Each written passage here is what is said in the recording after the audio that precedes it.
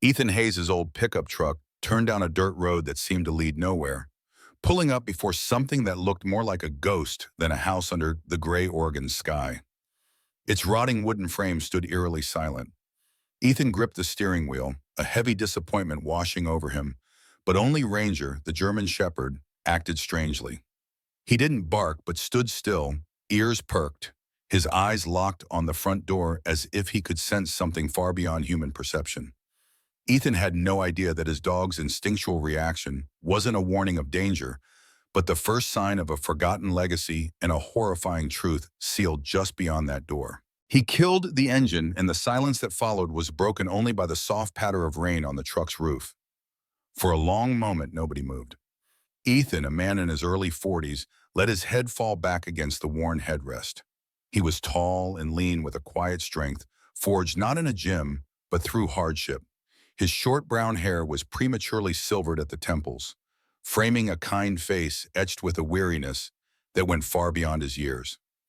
He wore his usual attire, a faded navy and gray plaid shirt left unbuttoned over a plain gray t-shirt, his legs clad in worn denim jeans tucked into sturdy work boots. This place, this skeleton of a house, was supposed to be a chance. Instead, it felt like a final, cruel punchline. The image of the eviction notice on their apartment door flashed in his mind, followed by the mountain of medical bills that remained from his wife, Rebecca's long, slow battle with cancer. Every cent they had saved, every dream they had built, had been consumed by the sterile white walls and relentless beeping of hospital machines, leaving behind nothing but a crushing weight of debt and a hollow space in his heart. His own demons were a separate battle. The nightmares still came, unwelcome ghosts from his time in the service, replaying the dust and heat and the low rumble of convoys in a land half a world away. He was in the process of applying for disability benefits from the Department of Veterans Affairs, a claim for the post-traumatic stress that clung to him like a shadow. But the process was a war of attrition. He was just a number, buried in a mountain of paperwork, waiting for a decision that felt like it would never arrive. This farm, left to Rebecca by a grandfather she barely knew, was their last resort. The only alternative was a homeless shelter. A small hand touched his arm, pulling him from the depths of his thoughts. "Daddy, are we home?" He turned to look at his daughter, Maya. At 8 years old, she was a small, resilient sprout in the middle of a storm. She had her mother's soft brown eyes, witched and expressive, and a stubborn chin that was all his own.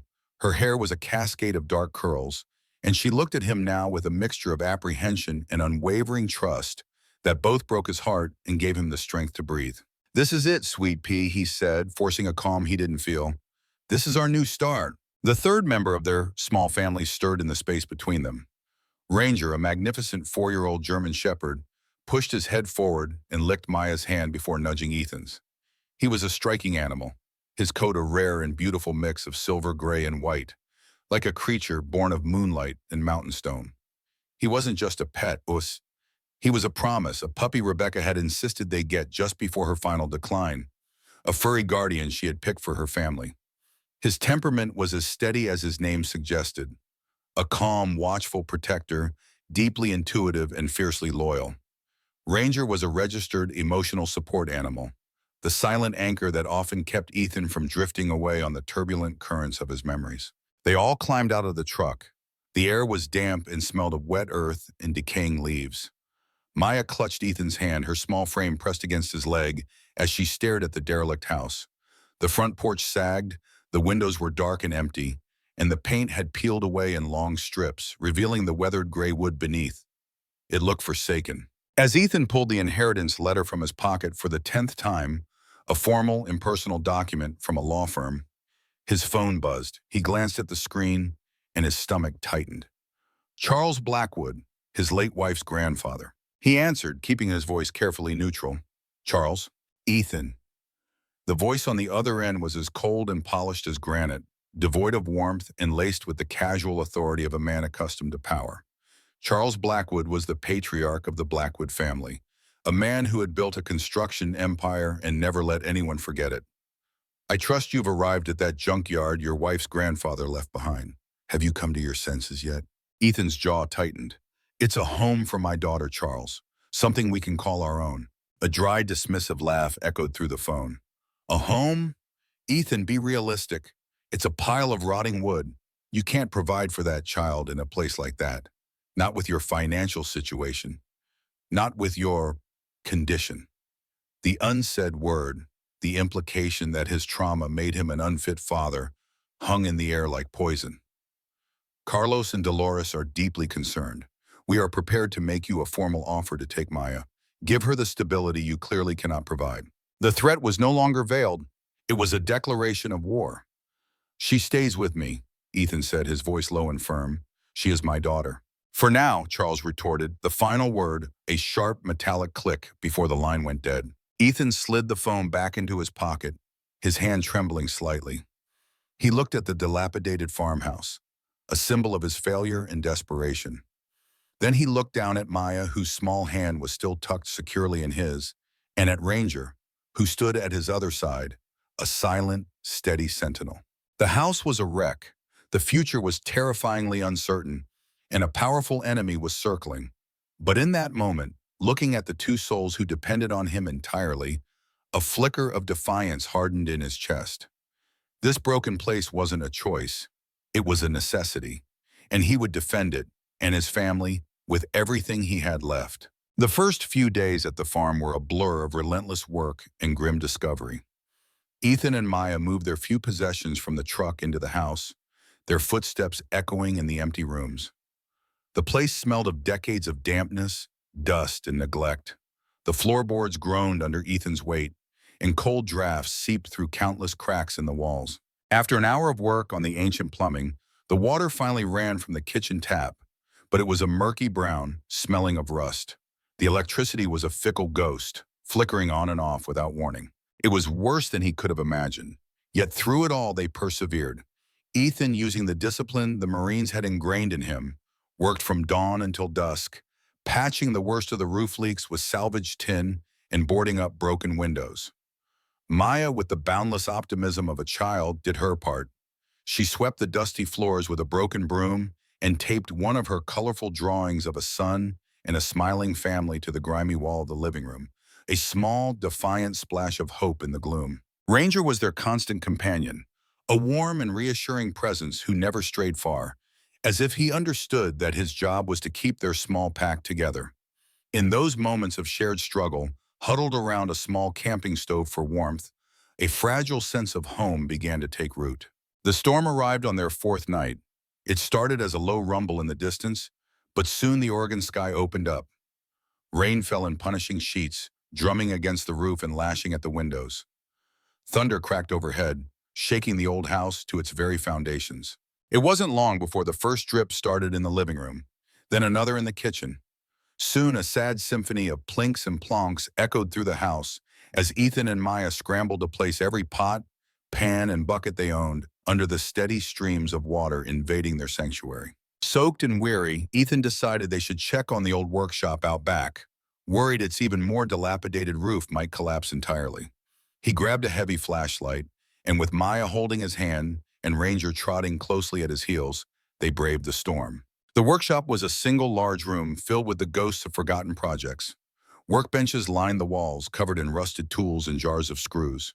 The air was thick with the smell of old oil, sawdust, and time itself.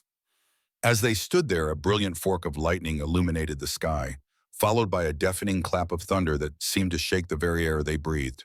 Maya flinched, burying her face in Ethan's coat, but Ranger's reaction was entirely different. He ignored the storm completely. Instead, he was fixated on a large, blank section of the north wall. He took a few steps forward, his body tense, a low whine rumbling deep in his chest. He pressed his wet nose against the faded plaster, sniffing intently along a specific line. "Ranger, what is it, boy?" Ethan asked, his voice barely audible over the roar of the rain. The dog paid him no mind. His whining grew more insistent, more urgent. Then he lifted a paw and began to scratch. It started as a tentative scrape, the sound of his claws against the rough wall, but it quickly grew more frantic. He dug at the plaster with a single-minded determination that was completely out of character for the normally obedient animal. "Ranger, stop! Heel!" Ethan commanded, his voice sharp. Ranger paused for a heartbeat, looked back at Ethan with an expression of intense pleading, and then immediately returned to his task, digging with even more fervor. Ethan fell silent, studying his dog. This wasn't a game, it wasn't a mouse behind the wall. There was an intelligence, an inexplicable purpose in Ranger's actions that sent a shiver down his spine. He trusted this dog more than he trusted most people. He trusted his instincts. Okay, he murmured, more to himself than to anyone else. Okay, boy, let's see what you've found. He found a heavy old mallet lying on a workbench, its wooden handle smooth from years of use. He walked over to the spot where Ranger was digging and tapped the wall. It returned a dull, solid thud. He moved a few feet to the left and tapped again. This time the sound was different, hollow. With a deep breath, he swung the mallet. The plaster cracked on the first hit and shattered on the second, exploding outward in a cloud of white dust. Maya coughed, her eyes wide with a mixture of fear and awe. Ethan worked, quickly pulling away the crumbling plaster and the old wooden laths behind it. And then he saw it, a dark, rectangular void in the wall, a space that should not have been there. He took his flashlight and aimed its beam into the darkness. The light fell upon a collection of bundles carefully wrapped in thick black oilcloth to protect them from the damp. Beside the bundles sat a small, strange object. With a sense of reverence, Ethan reached into the hidden compartment and carefully pulled one of the bundles out, followed by the object. He set them on a clear section of the workbench. As he unwrapped the oilcloth, he revealed a thick, leather-bound journal and a stack of papers covered in precise, intricate drawings. They were blueprints. He then turned his attention to the object. It was a model, beautifully crafted from wood and metal, of a small, futuristic aircraft, a drone. The days that followed the discovery were filled with a quiet, obsessive energy. After Maya was safely asleep in the main house, tucked into a sleeping bag that served as her temporary bed, Ethan would retreat to the workshop with Ranger lying faithfully at his feet and a single lantern casting a warm, flickering glow across the workbench. He would lose himself in the world of Rebecca's grandfather, a man named Thomas Sullivan. He carefully turned the fragile, yellowed pages of the journals, his rough fingers tracing the elegant, looping handwriting. The man who emerged from those pages was not the eccentric recluse he had been led to believe. Thomas was a visionary, an aerospace engineer with a mind that soared. His entries were filled with complex equations, passionate observations about aerodynamics, and a profound desire to use technology for good. Ethan was stunned. The blueprints and notes detailed a revolutionary humanitarian drone system. It wasn't a weapon of war, but an instrument of mercy. Thomas had designed a drone with a unique gyroscopic stabilization system, allowing it to fly with incredible stability in treacherous weather conditions that would ground other aircraft.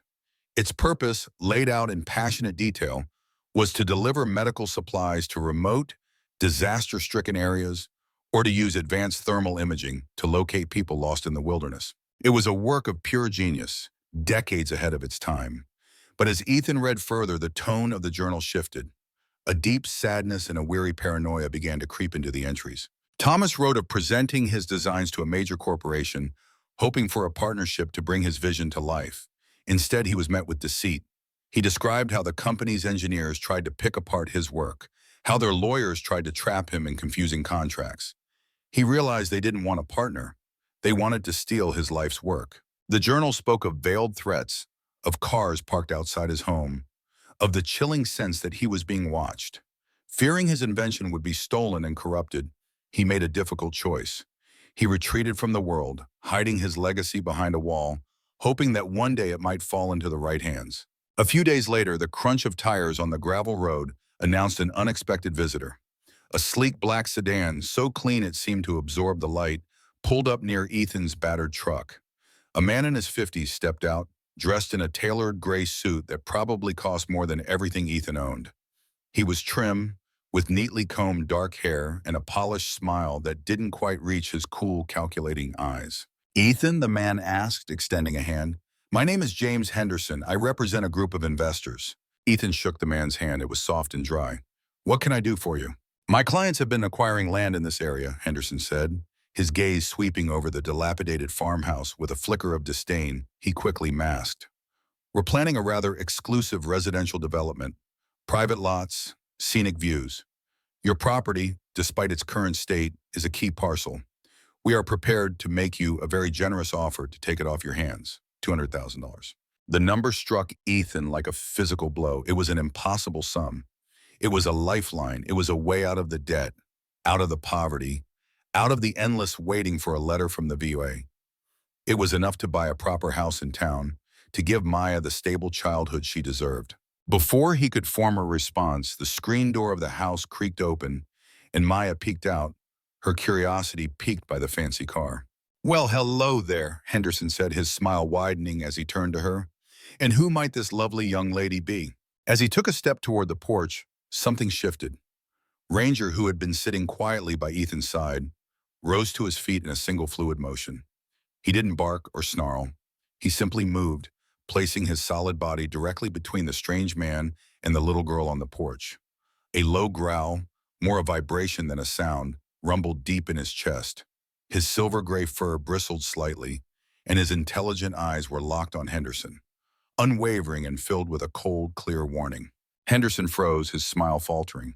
"Quite the protector you have there." "He's a good judge of character," Ethan said quietly, his own instincts flaring to life. He knew his dog. Ranger was gentle with strangers, friendly to neighbors. This reaction, this silent, resolute barrier, was something Ethan had never seen before. It was a red flag, a signal that his soldier's intuition had been screaming at him since the man had stated the price. Henderson quickly regained his composure, handing Ethan a glossy business card. "The offer stands. Think it over. It would solve a lot of problems for a man in your position."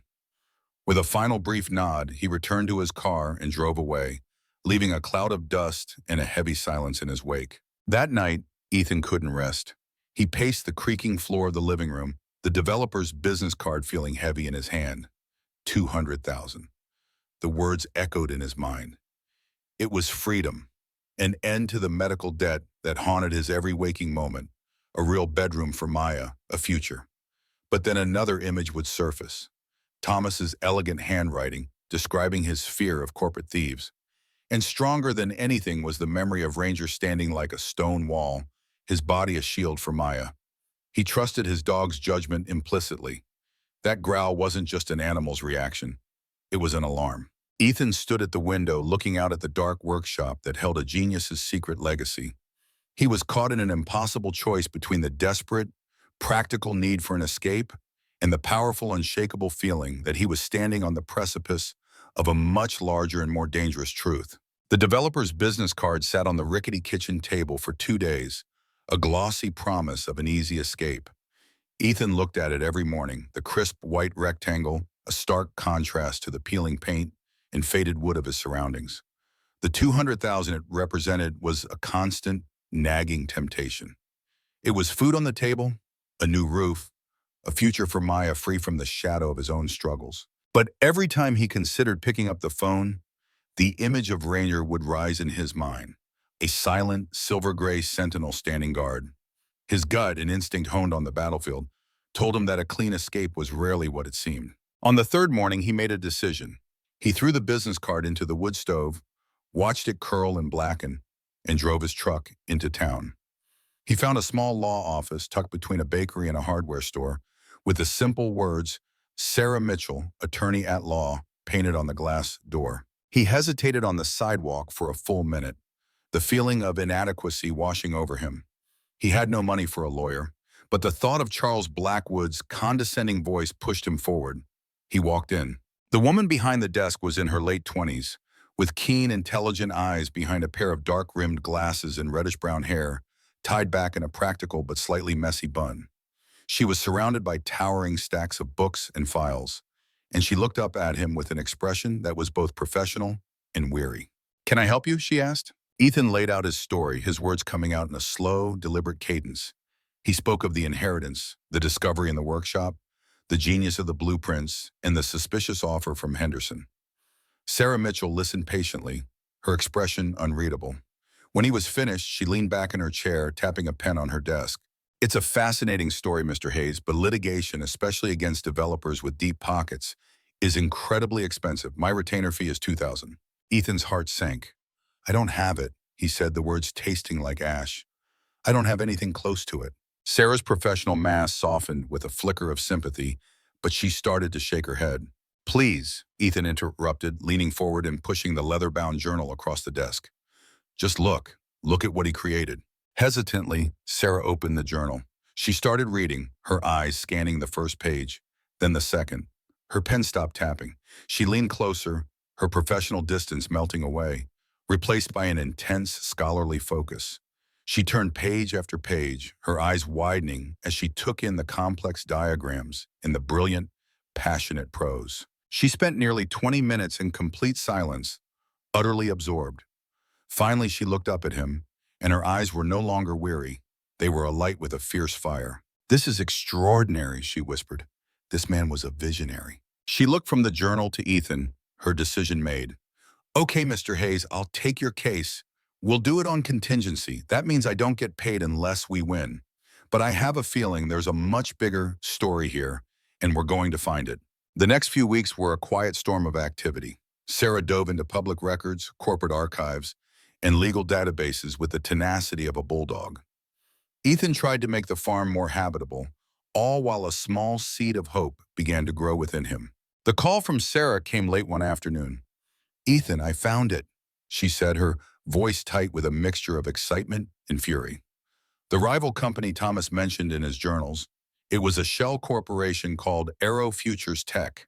It was founded in 1973 and dissolved in 1975. "So they were real," Ethan said. "They were real, but they weren't a rival," Sarah replied, her voice dropping. "Ethan, I pulled the incorporation documents. There was only one officer, one registered agent for Aero Futures Tech. It was a young, ambitious developer who was just starting to build his empire. It was Charles Blackwood." The phone felt cold against Ethan's ear. The betrayal was so much deeper than he had imagined. It wasn't just a corporate thief, it was family. Charles had created a fake company to threaten and intimidate his own wife's grandfather, all to steal the man's life's work. That weekend, the weight of that truth felt heavy on Ethan's shoulders. He sat on the porch steps, watching Maya play fetch with Ranger in the sun-dappled yard. They were near a massive, ancient oak tree that stood like a silent guardian over the property. Maya threw a tennis ball, and it landed near the base of the tree. Ranger bounded after it, but as he reached the spot, he skidded to a halt. He ignored the ball completely. His nose went to the ground, and he began to sniff frantically at the gnarled roots of the old oak, and then he began to dig. Ethan recognized the behavior instantly. It was the same obsessive urgency from the workshop. "Ranger, what is it?" he called, getting to his feet. He grabbed a shovel from the barn. The dog was digging with purpose, dirt flying from between his paws. Ethan took over, plunging the shovel into the soft earth. After a few minutes of digging, it hit something hard with a loud metallic clang. Working carefully, he unearthed a small, rusted metal box. It was heavy and sealed tight. He carried it to the workshop and used a crowbar to pry the lid open. Inside, resting on a bed of what looked like faded velvet, was a stack of documents, perfectly preserved. On top was a formal contract signed in 1974, detailing the sale and transfer of all patents and technologies from Thomas to Charles Blackwood for the symbolic sum of $1. And folded neatly inside the contract was a handwritten letter. Ethan's hands trembled as he unfolded it. It was from Thomas, addressed to Charles. It spoke of his dreams, his trust, his faith that Charles's family would protect his invention and use it for the good of humanity. "I place my life's work in your hands," the last line read, "knowing you will be its honorable steward." The heartbreaking sincerity of those words laid bare next to the cold reality of the 50-year betrayal was the final devastating piece of the puzzle. It was the smoking gun. The discovery of the metal box changed everything. The faded ink on the 50-year-old letter was a testament to a trust that had been cruelly betrayed, and the signed contract was the weapon they had been searching for. In Sarah Mitchell's modest office, she laid the documents out on her desk with the reverence a historian might give to a priceless artifact. Her initial excitement had settled into a cold, determined fury. Armed with this irrefutable proof, she filed a comprehensive lawsuit against Charles Blackwood and Blackwood Construction, alleging fraud, breach of contract, and decades of unjust enrichment. The first shot in a war for a stolen legacy had been fired. The response was immediate and overwhelming. Blackwood's empire, a behemoth built on power and influence, did not flinch. It mobilized. Within a week, Sarah's small office was buried under an avalanche of paperwork from Blackwood's high-priced legal team. They filed motions to dismiss, motions to compel, motions for summary judgment. They demanded endless depositions and buried Sarah in thousands of pages of irrelevant discovery requests. It was a classic strategy of the powerful. They weren't fighting the facts of the case, they were fighting Ethan's empty wallet. Sarah explained it to Ethan over the phone, her voice tight with frustration. They know we can't match them dollar for dollar. They're trying to bleed us dry, to make this so expensive and so exhausting that you'll have no choice but to give up. Ethan felt the pressure mounting, a familiar feeling of being outgunned and outmaneuvered. But Sarah's resolve was a fire that warmed his own. But Blackwood's lawyers did not stop at legal maneuvering. They decided to make the fight personal and cruel. One quiet afternoon, as Ethan was repairing the front porch steps, a nondescript sedan pulled into the driveway. A woman in her 40s with tired but observant eyes stepped out, holding a clipboard like a shield. She introduced herself as Ms. Albright from the Oregon Department of Human Services, Child Protective Services Division. She was there, she explained in a calm, professional voice, because of an anonymous complaint. A report had been filed expressing serious concern for Maya's welfare. Ethan felt the blood drain from his face. Ms. Albright continued, reading from her notes. The report cites unsafe and derelict living conditions and, concerns about the father's emotional and mental stability due to his military service and potential untreated PTSD. It was a devastating blow, a precisely aimed shot at his deepest vulnerability. They were using his service against him. They were trying to paint him as an unstable veteran, an unfit father. He felt a surge of white-hot rage, but years of military discipline took over, encasing the fury in ice. He could not afford to lose control. He had to be calm, cooperative. He invited Ms. Albright inside, his voice steady despite the terror coiling in his gut. Maya, sensing the tension, came and stood by his side, her small hand finding his.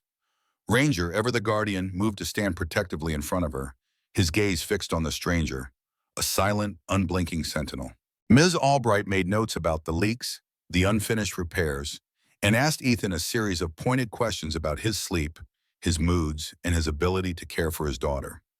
The entire visit was a carefully orchestrated violation designed to break him. After she left, Ethan sank onto the porch steps, his head in his hands. For the first time, he felt the true weight of despair. They could take everything, but not Maya. Never Maya. That evening, he sat with his daughter and explained in the simplest terms he could that some people were trying to cause trouble for them. He looked into her trusting brown eyes and promised her, "Nobody is ever going to take you away from me. We're a team. You, me, and Ranger. We'll get through this." From that day forward, a new resolve settled over him. He would not be a victim. He channeled all his fear and anger into action.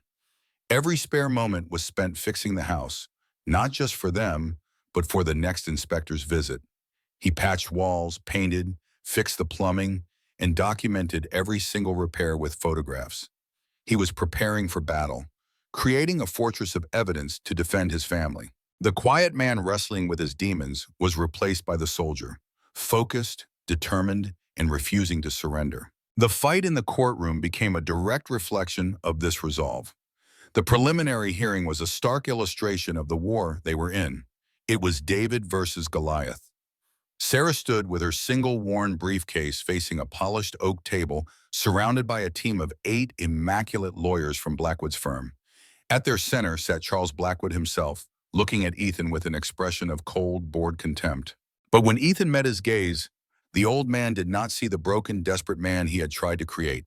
He saw a soldier. He saw a follower who had been pushed too far. And for the first time in Charles Blackwood's cold eyes, Ethan saw a flicker of something he hadn't seen before. Uncertainty. The battle was far from over, but the lines had been drawn, and Ethan would not be broken. The courtroom on the final day was a chamber of suffocating silence. Every seat was filled. Ethan sat beside Sarah, his hands resting on his knees to keep them from shaking. Across the aisle, Charles Blackwood sat rigid and pale, the fortress of his arrogance finally showing cracks. The final piece of evidence, the letter from Thomas to Charles, had been read aloud in court the day before. Its words of trust and hope had hung in the air, a devastating indictment of a 50-year betrayal. Now all that was left was the judgment. The court rose as Judge Peterson entered, an older woman with sharp, discerning eyes and a reputation for meticulous fairness. She took her seat, adjusted her glasses, and looked out over the courtroom. Her voice, when she spoke, was clear and steady, cutting through the tension. This court has reviewed all evidence presented in the case of Hayes versus Blackwood Construction, she began. This includes extensive technical documentation, corporate records, and personal correspondence. The facts are not in question. She methodically dismantled the defense's arguments, her words like a master surgeon's scalpel. She spoke of the shell company, Aero Futures Tech, as a clear instrument of fraud. She spoke of the contract signed in bad faith. And finally, she held up a copy of Thomas's letter. But the most damning evidence is not found in a legal filing, but in the words of a man who placed his life's work and his trust in the hands of family, only to have that trust profoundly and systematically violated for 5 decades. She looked directly at Charles Blackwood, her gaze unwavering. Therefore, this court finds in favor of the plaintiff, Ethan Hayes. A collective gasp went through the room. Sarah reached over and squeezed Ethan's arm, her own eyes shining with tears, but the judge was not finished.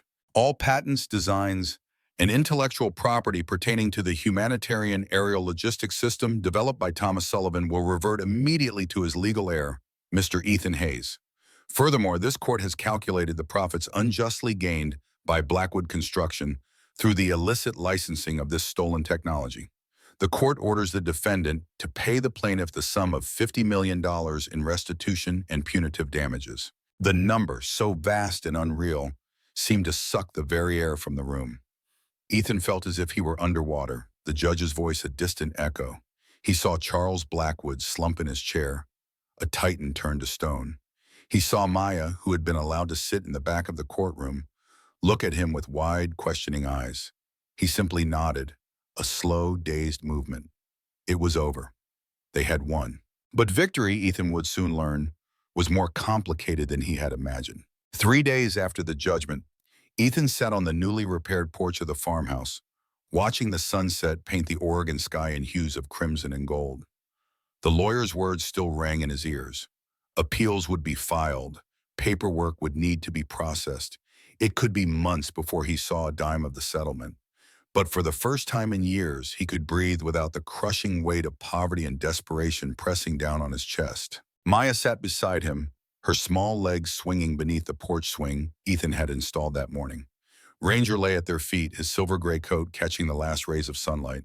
It was a moment of perfect fragile peace, one that was shattered by the sound of tires on gravel. A sleek black Mercedes pulled up in front of the house. Charles Blackwood emerged alone. He looked older than he had in court, diminished somehow. His expensive suit hung loosely on his frame, as if he had lost weight in the handful of days since the verdict.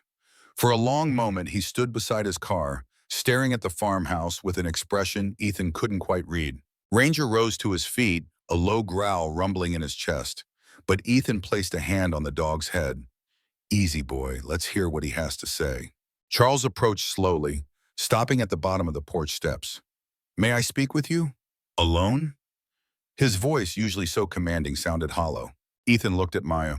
"Sweet pea, can you take Ranger inside and start on your reading? I'll be right here if you need me." Maya nodded, giving Charles a wary glance before disappearing into the house with Ranger at her heels. Ethan remained seated, looking down at his former adversary. "I didn't come to argue about the judgment," Charles said, his eyes fixed on some distant point beyond Ethan's shoulder. "I came because there are things you should know, things that weren't in the court record." Ethan's eyes narrowed. "I'm listening." Charles took a deep breath. "Thomas Sullivan wasn't just Rebecca's grandfather. He was like a father to me. I was just a kid from the wrong side of Portland when I met Laura, Thomas's daughter.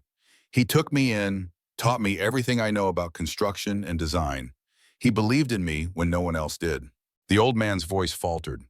"When he first showed me his drone designs, I thought they were the most brilliant thing I'd ever seen. I wanted to help him bring them to the world. But the company we approached, they weren't interested in humanitarian applications. They wanted to weaponize it. Thomas refused, but I saw the potential profit. I was young, ambitious, stupid." His face twisted with a grimace of self-disgust. "I thought I could control it, guide the development in a direction Thomas would eventually approve of. I was wrong." Ethan watched the old man's face, searching for deception, but found only a weary regret. By the time I realized what was happening, it was too late. The company had taken the core technology and developed it in directions Thomas would have abhorred: military applications, surveillance. When I tried to pull back, they threatened to destroy me, my reputation, my fledgling business, everything. I had just married Laura. We had a baby on the way. I was terrified. Charles finally met Ethan's eyes. I've spent 50 years building an empire on that original sin. I told myself I was protecting the family, that the ends justified the means. But the truth is, I was a coward. And every time I looked at Rebecca, I saw Thomas's eyes looking back at me, judging me. When she got sick, I thought it was some cosmic punishment for what I'd done. The confession hung in the air between them, heavy with decades of guilt and rationalization. Ethan found himself thinking of his own demons, the weight of decisions made in moments of fear and desperation. "Why are you telling me this now?" Ethan asked, his voice low. Charles looked down at his hands, strong, capable hands that had built an empire and destroyed a friendship. "Because you deserve to know the truth, and because I want to make you an offer, not a legal one. The courts have spoken, a personal one." He reached into his jacket and pulled out a thin folder. "These are the contact details for everyone who has ever worked on Thomas's technology. Engineers, developers, test pilots. Some are retired now, but they all know pieces of the puzzle. If you truly want to realize Thomas's vision, his original vision of using this technology to save lives, they can help you." Ethan took the folder, his fingers brushing against Charles's. "And Maya," Charles continued, his voice barely above a whisper. "I was wrong about you, Ethan. I see that now. You're a better father than I ever was. I won't interfere again. But if you'll allow it, I'd like the chance to be a part of her life, to be the grandfather I should have been from the start." The request caught Ethan off guard. He thought of all the threats, the manipulation, the cold disdain. But he also thought of Maya, of her right to know her family, of the complexity of forgiveness and redemption. "That's not my decision to make," Ethan said finally. "It's Maya's. If she wants to know you, I won't stand in the way. But you'll have to earn her trust, just like you'll have to earn mine." Charles nodded, accepting the terms. As he turned to leave, he paused. "Thomas used to say that technology was neutral. It was the heart of the user that determined whether it would heal or harm. He had a good heart. So does Maya. So do you." With that, he walked back to his car, the weight of 50 years visibly lifted from his shoulders.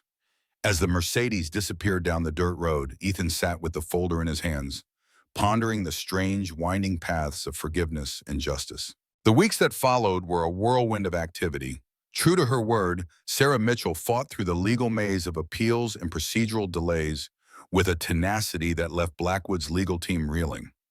By early summer, the first installment of the settlement funds arrived, enough for Ethan to pay off the medical debt that had haunted him for years and to begin the serious renovation of the farmhouse. On a warm June morning, Ethan stood in what had once been the dilapidated workshop, now transformed into a modern research laboratory.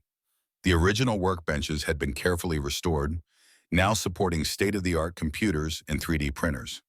In the center of the room stood a glass display case containing Thomas Sullivan's original model drone, a testament to the visionary who had started it all. Ethan was not alone.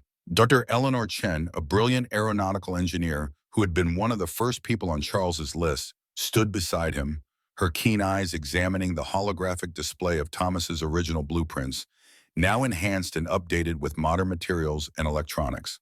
"It's remarkable," she said, shaking her head in admiration. "He was so far ahead of his time. The gyroscopic stabilization system alone is revolutionary, even by today's standards. With the improvements we've made to the power source and the navigation systems, this could change everything in disaster response." Ethan nodded, his chest tight with a mixture of pride and responsibility. "How soon until the prototype is ready for testing?" Eleanor smiled. "We're ahead of schedule. The fabrication team in Portland has already completed the airframe. We should be ready for the first test flight within 2 weeks." As if on cue, the door to the lab opened, and Maya burst in, her face flushed with excitement, Ranger trotting faithfully at her heels. "Dad, Dr. Chen, you have to come see. The delivery trucks are here with all the computer stuff." Ethan laughed, catching his daughter as she launched herself into his arms. "Easy there, Mission Control. The computers aren't going anywhere." Eleanor smiled at the pair. "I'll go supervise the installation." "Take your time. She slipped out, leaving father and daughter alone in the room that had once hidden a legacy and now promised to fulfill it. Maya wiggled out of Ethan's arms and moved to the glass case, pressing her small hands against it as she studied the model drone. "Do you think Grandpa Thomas would be happy about what we're doing?" she asked, her voice suddenly serious. Ethan knelt beside her, studying the intricate model that had set them on this unexpected journey. "I think he'd be very proud, Sweet Pea. Not just of the drone, but of you." Maya nodded, satisfied. "Grandpa Charles is coming to the test flight, right? He promised to bring his special binoculars." "If you want him there, he'll be there," Ethan assured her. The relationship between Charles and Maya had developed slowly over the past months. Awkward at first, then gradually warming as the old man revealed a gentleness that had been buried beneath decades of ambition and regret. Ethan still maintained a cautious distance, but he couldn't deny the genuine affection Charles showed for his granddaughter. "I do want him there," Maya said firmly. "He knows lots of stories about Grandma Laura and Mom when she was little, and he's teaching me chess." Ethan smiled, marveling at the resilience of children, their capacity for forgiveness unhindered by the complicated baggage adults carried. "Then he'll be there." A soft whine drew their attention. Ranger stood by the door, his ears perked forward, his intelligent eyes fixed on something outside. "What is it, boy?" Ethan asked, instantly alert.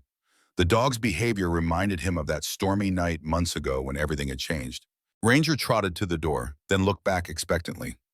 Ethan and Maya followed him out of the lab and across the yard to the old oak tree where they had found the metal box containing the contract.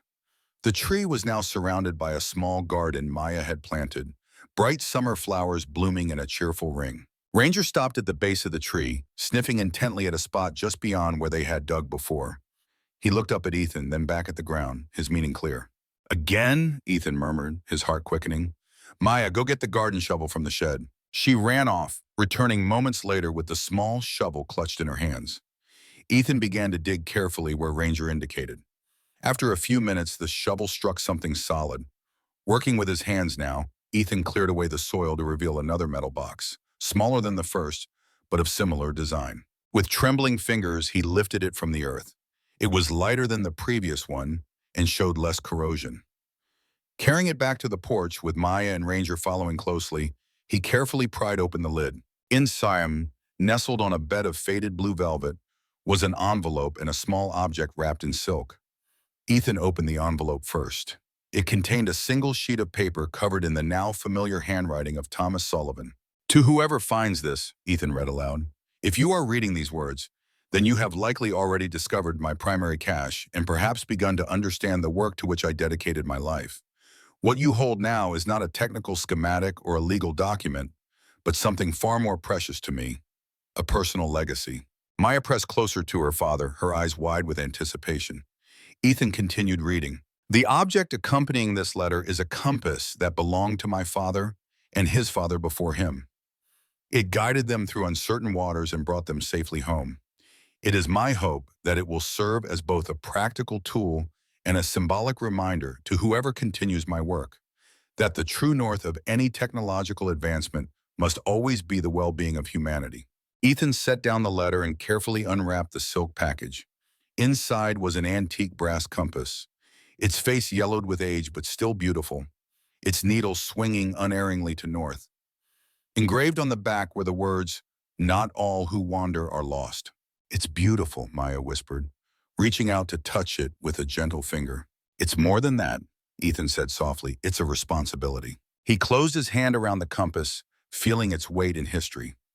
In that moment, it seemed to him that the compass needle pointed not just to magnetic north, but to a future where Thomas Sullivan's vision would finally be realized. A future where technology served humanity's highest purposes instead of its lowest instincts. The day of the test flight dawned clear and bright, the Oregon sky a perfect canvas of blue. A small crowd had gathered on the hillside overlooking the open testing area. The engineering team, Sarah Mitchell, a few local reporters who had caught wind of the story, and standing slightly apart, Charles Blackwood, a pair of high-powered binoculars hanging around his neck. Maya stood at the control station, her face serious beneath the too large safety helmet she had insisted on wearing. Ranger sat beside her, his silver-gray coat gleaming in the sunlight, his eyes fixed on the sleek, white drone sitting on its launch pad 100 yards away. Ethan moved among the technicians, checking connections, verifying systems, his mind racing with a mixture of excitement and anxiety. This was it, the moment when Thomas Sullivan's dream would either take flight or crash back to Earth. All systems are green, Eleanor announced, her voice steady despite the tension. Weather conditions are optimal. We're ready for launch whenever you give the word, Ethan. Ethan nodded, taking a deep breath. He walked over to Maya and knelt beside her. Ready for this? Mission control? She nodded solemnly, then broke into a grin. Ready, Captain. Ethan stood and turned to the assembled crowd. What you're about to witness is the culmination of a vision that began over 50 years ago. Thomas Sullivan dreamed of an aircraft that could fly when others couldn't, reach places others couldn't reach, and bring help to those who needed it most. Today, we take the first step toward making that dream a reality. He turned back to the control station. Eleanor, begin launch sequence. The head engineer nodded, her fingers dancing over the touchscreen. Initiating launch sequence. Propulsion systems online. Stabilization matrix engaged. Navigation systems active. Launch in 5, 4, 3, 2, 1. The drone's rotors spun to life, creating a low, steady hum that gradually increased in pitch. Slowly, gracefully, it rose from the launch pad, hovering 10 feet above the ground, its white surface gleaming in the sunlight. Transitioning to forward flight, Eleanor announced. Deploying wings. The sides of the drone extended, revealing sleek, aerodynamic wings that caught the air. The aircraft began to move forward, building speed, rising higher. Initiating stability test sequence, Eleanor said, her voice tense with concentration. Artificial turbulence in 3, 2, 1. The drone suddenly pitched and rolled, simulating the effects of violent wind conditions. For a heart-stopping moment, it seemed about to tumble from the sky. Then almost magically, it stabilized, its flight path smoothing out as Thomas's revolutionary gyroscopic system came into play. A cheer went up from the crowd. Ethan felt a hand on his shoulder and turned to find Charles Blackwood standing beside him, his eyes fixed on the drone, his face a map of complex emotions. He would be proud, the old man said simply. This is what he always wanted. Ethan nodded, unable to speak past the lump in his throat. In the sky above them, Thomas Sullivan's vision soared, a promise of hope taking flight at last. The months that followed the successful test flight were a blur of activity and transformation. The Sullivan Humanitarian Drone System, as it came to be called, moved rapidly from prototype to production, with the first operational units deployed to assist with wildfire monitoring in California and flood relief in the Midwest. Ethan found himself at the center of a whirlwind, managing the growing company, overseeing the continued renovation of the farm, and most importantly, creating a stable, happy home for Maya. The settlement money had freed them from financial worry, but Ethan was determined that his daughter would grow up understanding the value of work and purpose. She attended the local school, made friends in the community, and spent her afternoons either helping in the garden or assisting the engineers with what she solemnly called very important drone business. On a crisp October evening, almost exactly 1 year after they had first arrived at the dilapidated farmhouse, Ethan stood on the porch, watching the sunset paint the sky in shades of amber and gold. The house behind him was transformed, the sagging roof replaced, the walls freshly painted, the windows gleaming. It was a home now filled with warmth and purpose. Ranger lay at his feet, the loyal guardian now gray around the muzzle, but still alert, still watchful. From inside came the sound of Maya's laughter, mixed with the deeper tones of Charles Blackwood's voice as they engaged in their weekly chess lesson. The relationship between Ethan and Charles remained complex, a fragile structure built on mutual respect rather than affection. But watching the old man with Maya, seeing the genuine love that had blossomed between them, Ethan couldn't regret allowing him into their lives. Some wounds were too deep to fully heal, but bridges could still be built across the chasms. Sarah Mitchell's car pulled up the driveway, the young lawyer emerging with a folder tucked under her arm. She had become a friend as well as a legal advisor, her sharp mind and unwavering integrity proving invaluable as Ethan navigated the complex waters of patents, contracts, and corporate formation. Good news, she said without preamble as she climbed the porch steps. The Rebecca Sullivan Foundation's 501c3 status has been approved.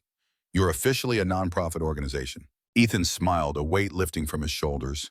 This had been his dream since the judgment, to create a foundation in Rebecca's name that would ensure Thomas's technology would always be used for humanitarian purposes, never weaponized or commercialized in ways that betrayed the original vision. That's wonderful, he said, taking the folder from her. The first grants can go out next month then? Sarah nodded. The review committee has already selected the first 5 recipients, all focused on disaster relief and search and rescue operations in underserved regions. Just as you wanted. They stood in companionable silence for a moment, watching the last rays of sunlight fade from the sky. Ranger suddenly lifted his head, ears perked forward, his gaze fixed on the driveway. A moment later, the sound of an approaching vehicle reached them. Not a car, but the distinctive rumble of motorcycles. 3 riders appeared, pulling to a stop beside Sarah's car. They cut their engines, and in the sudden silence, Ethan recognized them immediately. Fellow Marines from his old unit, men he hadn't seen since his discharge. The lead rider, a broad-shouldered man with a neatly trimmed beard, removed his helmet and grinned up at Ethan. "Hayes, you son of a gun! Heard you've been busy." "Rodriguez," Ethan said, his voice thick with surprise and emotion. "Carson, Wilkins. What the hell are you doing here?" Rodriguez climbed off his bike and approached the porch. "Got a call from an old man named Blackwood. Said you were doing something important out here, something that might interest veterans looking for purpose." Ethan shot a surprised glance toward the house, where Charles must have made the call without telling him. The old man's network of connections apparently extended even into military circles. "He wasn't wrong," Ethan said, extending his hand to his old friend. "We're doing search and rescue, disaster relief. The kind of missions where nobody shoots at you, but you still get to save lives." "Sounds like exactly what the doctor ordered," Rodriguez said, clasping Ethan's hand firmly. "A lot of us are struggling to find our place in the civilian world. The idea of using our skills for something like this, well, it got us interested enough to ride across 3 states to check it out."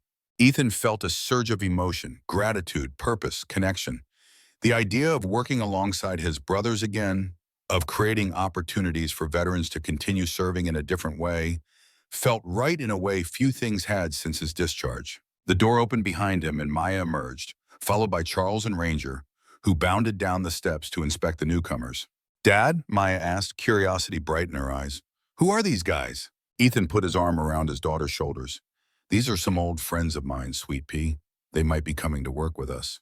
As the sun dipped below the horizon, casting long shadows across the farm that had once been a symbol of desperation and was now a beacon of hope, Ethan felt something settle within him. A sense of rightness, of coming home in more ways than one. The ghosts of the past would always be with him. The memories of war, the loss of Rebecca, the struggles and fears that had shaped him. But standing there, surrounded by old friends and new allies, with his daughter beside him and a purpose before him, he knew that he had found his way back from the darkness. And in the gathering of twilight, with Ranger standing guard and the legacy of Thomas Sullivan finally fulfilled, Ethan Hayes looked toward the future with a heart full of hope. 5 years passed in what seemed like the blink of an eye. The abandoned farm that had once represented Ethan's desperate last chance had transformed into the headquarters of the Sullivan Humanitarian Technologies, a thriving organization at the forefront of rescue and disaster relief operations worldwide. The sagging farmhouse was now a beautifully restored historic home, its red tin roof gleaming in the Oregon sunshine. The old workshop had expanded into a state-of-the-art research and development facility where engineers and designers worked tirelessly to refine and improve Thomas Sullivan's vision. On a warm spring morning, Ethan stood on the porch, watching a familiar scene unfold in the sprawling front yard. Maya, now 13 and growing taller by the day, was throwing a frisbee for an aging ranger. The silver-gray shepherd moved more slowly these days, his muzzle now completely white, but his eyes remained bright and alert. Beside Maya stood Charles Blackwood, his once imposing frame now stooped with age, but his face more relaxed than Ethan had ever seen it in their early encounters. "Come on, Ranger, you can get it," Maya called encouragingly as the dog made a valiant but ultimately unsuccessful leap for the flying disc. Charles chuckled, retrieving the frisbee himself. "Perhaps a bit closer next time, my dear. Even superheroes slow down eventually." Ethan smiled at the scene. The relationship between Charles and Maya had deepened over the years into something genuine and nurturing. The old man had proven himself, showing up consistently, respecting boundaries, and slowly earning not just Maya's affection, but Ethan's cautious trust as well. The sound of tires on gravel drew Ethan's attention. A sleek company SUV with the Sullivan Technologies logo, a stylized drone silhouette against a rising sun, pulled up the driveway. Eleanor Chen emerged from the driver's side, waving to Ethan as she retrieved her tablet from the passenger seat. "Morning, boss," she called, climbing the porch steps. As chief engineer, Eleanor had become Ethan's right hand, her brilliant mind and steady temperament the perfect complement to his vision and leadership. "The team is assembled in the conference room. We're ready whenever you are." Ethan nodded, his expression growing serious. "I'll be right there." Today was not just any day. It marked the official launch of their most ambitious project yet, Operation Phoenix, a coordinated deployment of next-generation Sullivan drones designed specifically for search and rescue in wildfire zones. The devastating fire season in California had already claimed 7 lives, with dozens more missing. Sullivan Technologies had been called in by the state's emergency management agency to assist in locating and extracting civilians trapped in remote areas. As Ethan turned to follow Eleanor, he caught Charles's eye across the yard. The old man gave him a small nod, a gesture of confidence and support. Their relationship had evolved into something neither of them could have predicted. Not friendship exactly, but a mutual respect forged in the crucible of shared purpose. Charles had contributed not just his connections, but his decades of business experience, helping Ethan navigate the complex world of government contracts and international partnerships. Inside the main facility, the atmosphere was charged with focused energy. The conference room was filled with the core team, former military personnel like Rodriguez and Carson, now heading security and field operations. Sarah Mitchell, who had left her private practice to become the company's chief legal officer, and a dozen engineers and logistics specialists, all gathered around a holographic display of the California fire zone. "All right, people," Ethan began, his voice carrying the quiet authority of a man who had seen combat. "This is what we've been preparing for. The Catalina Ridge fire has jumped containment lines here and here." He pointed to the glowing red areas on the map. "Local fire services are overwhelmed, and there are at least 35 civilians unaccounted for in these remote areas." He turned to Rodriguez. "Alpha and Bravo teams will deploy at Burrow 600 tomorrow. Each team will have 4 drones and full ground support capabilities. Charlie team remains on standby for rapid deployment if needed." Rodriguez nodded, his expression solemn. As a former reconnaissance specialist, he understood the challenges ahead. "Weather forecast is giving us high winds and low visibility. Standard drones would be grounded in these conditions." "That's why we're not using standard drones," Eleanor interjected, bringing up the technical specifications of the Phoenix units. "The Sullivan stabilization system is rated for winds up to 70 miles per hour, and the new thermal imaging can penetrate smoke up to 50 feet thick. If anyone is out there, we'll find them." The briefing continued for another hour, with each team lead reviewing their responsibilities and contingency plans. As they wrapped up, Ethan felt a familiar tension in his shoulders, the weight of command, of knowing that lives hung in the balance. But there was something else too, a quiet certainty that they were prepared, that they were doing exactly what Thomas Sullivan had envisioned all those years ago. As the team filed out to make their final preparations, Sarah lingered behind. "There's something else you should know," she said once they were alone. "I got a call from the Department of Defense this morning." Ethan's jaw tightened. Despite their success and growing reputation, the specter of military applications for their technology had never entirely disappeared. "What do they want?" "The usual," Sarah said with a frown. "They're impressed with the Phoenix platform's ability to operate in extreme conditions. They're offering a very generous contract to explore defensive applications." "The answer is still no," Ethan said firmly. "Thomas's technology stays true to his vision, saving lives, not taking them." Sarah nodded, unsurprised. "I told them as much, but they're persistent. The contact mentioned that Westfield Dynamics is developing similar technology without our ethical constraints." The name sent a cold jolt through Ethan. Westfield Dynamics was run by James Henderson, the same man who had offered to buy the farm all those years ago.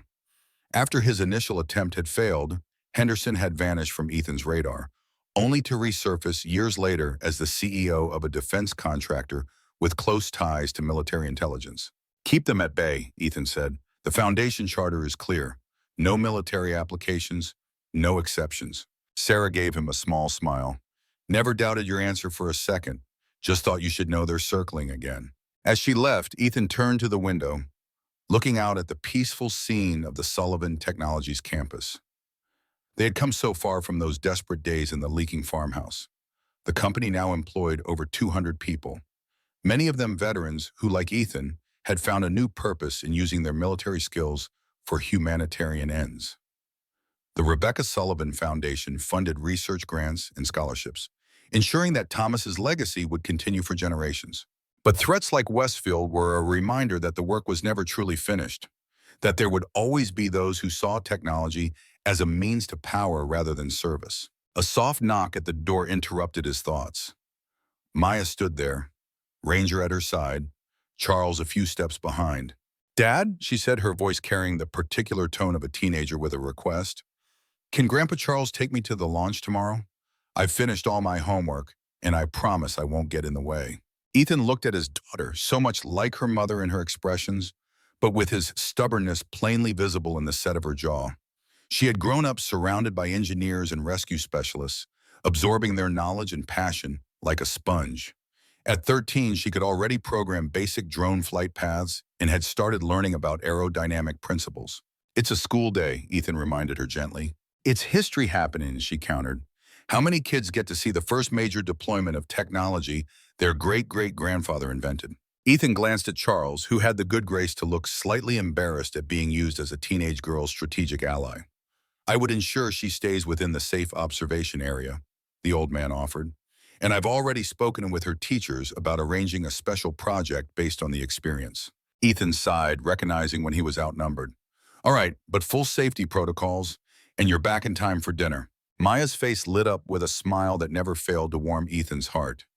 "Thanks, Dad. I'm going to go pack my observation notebook."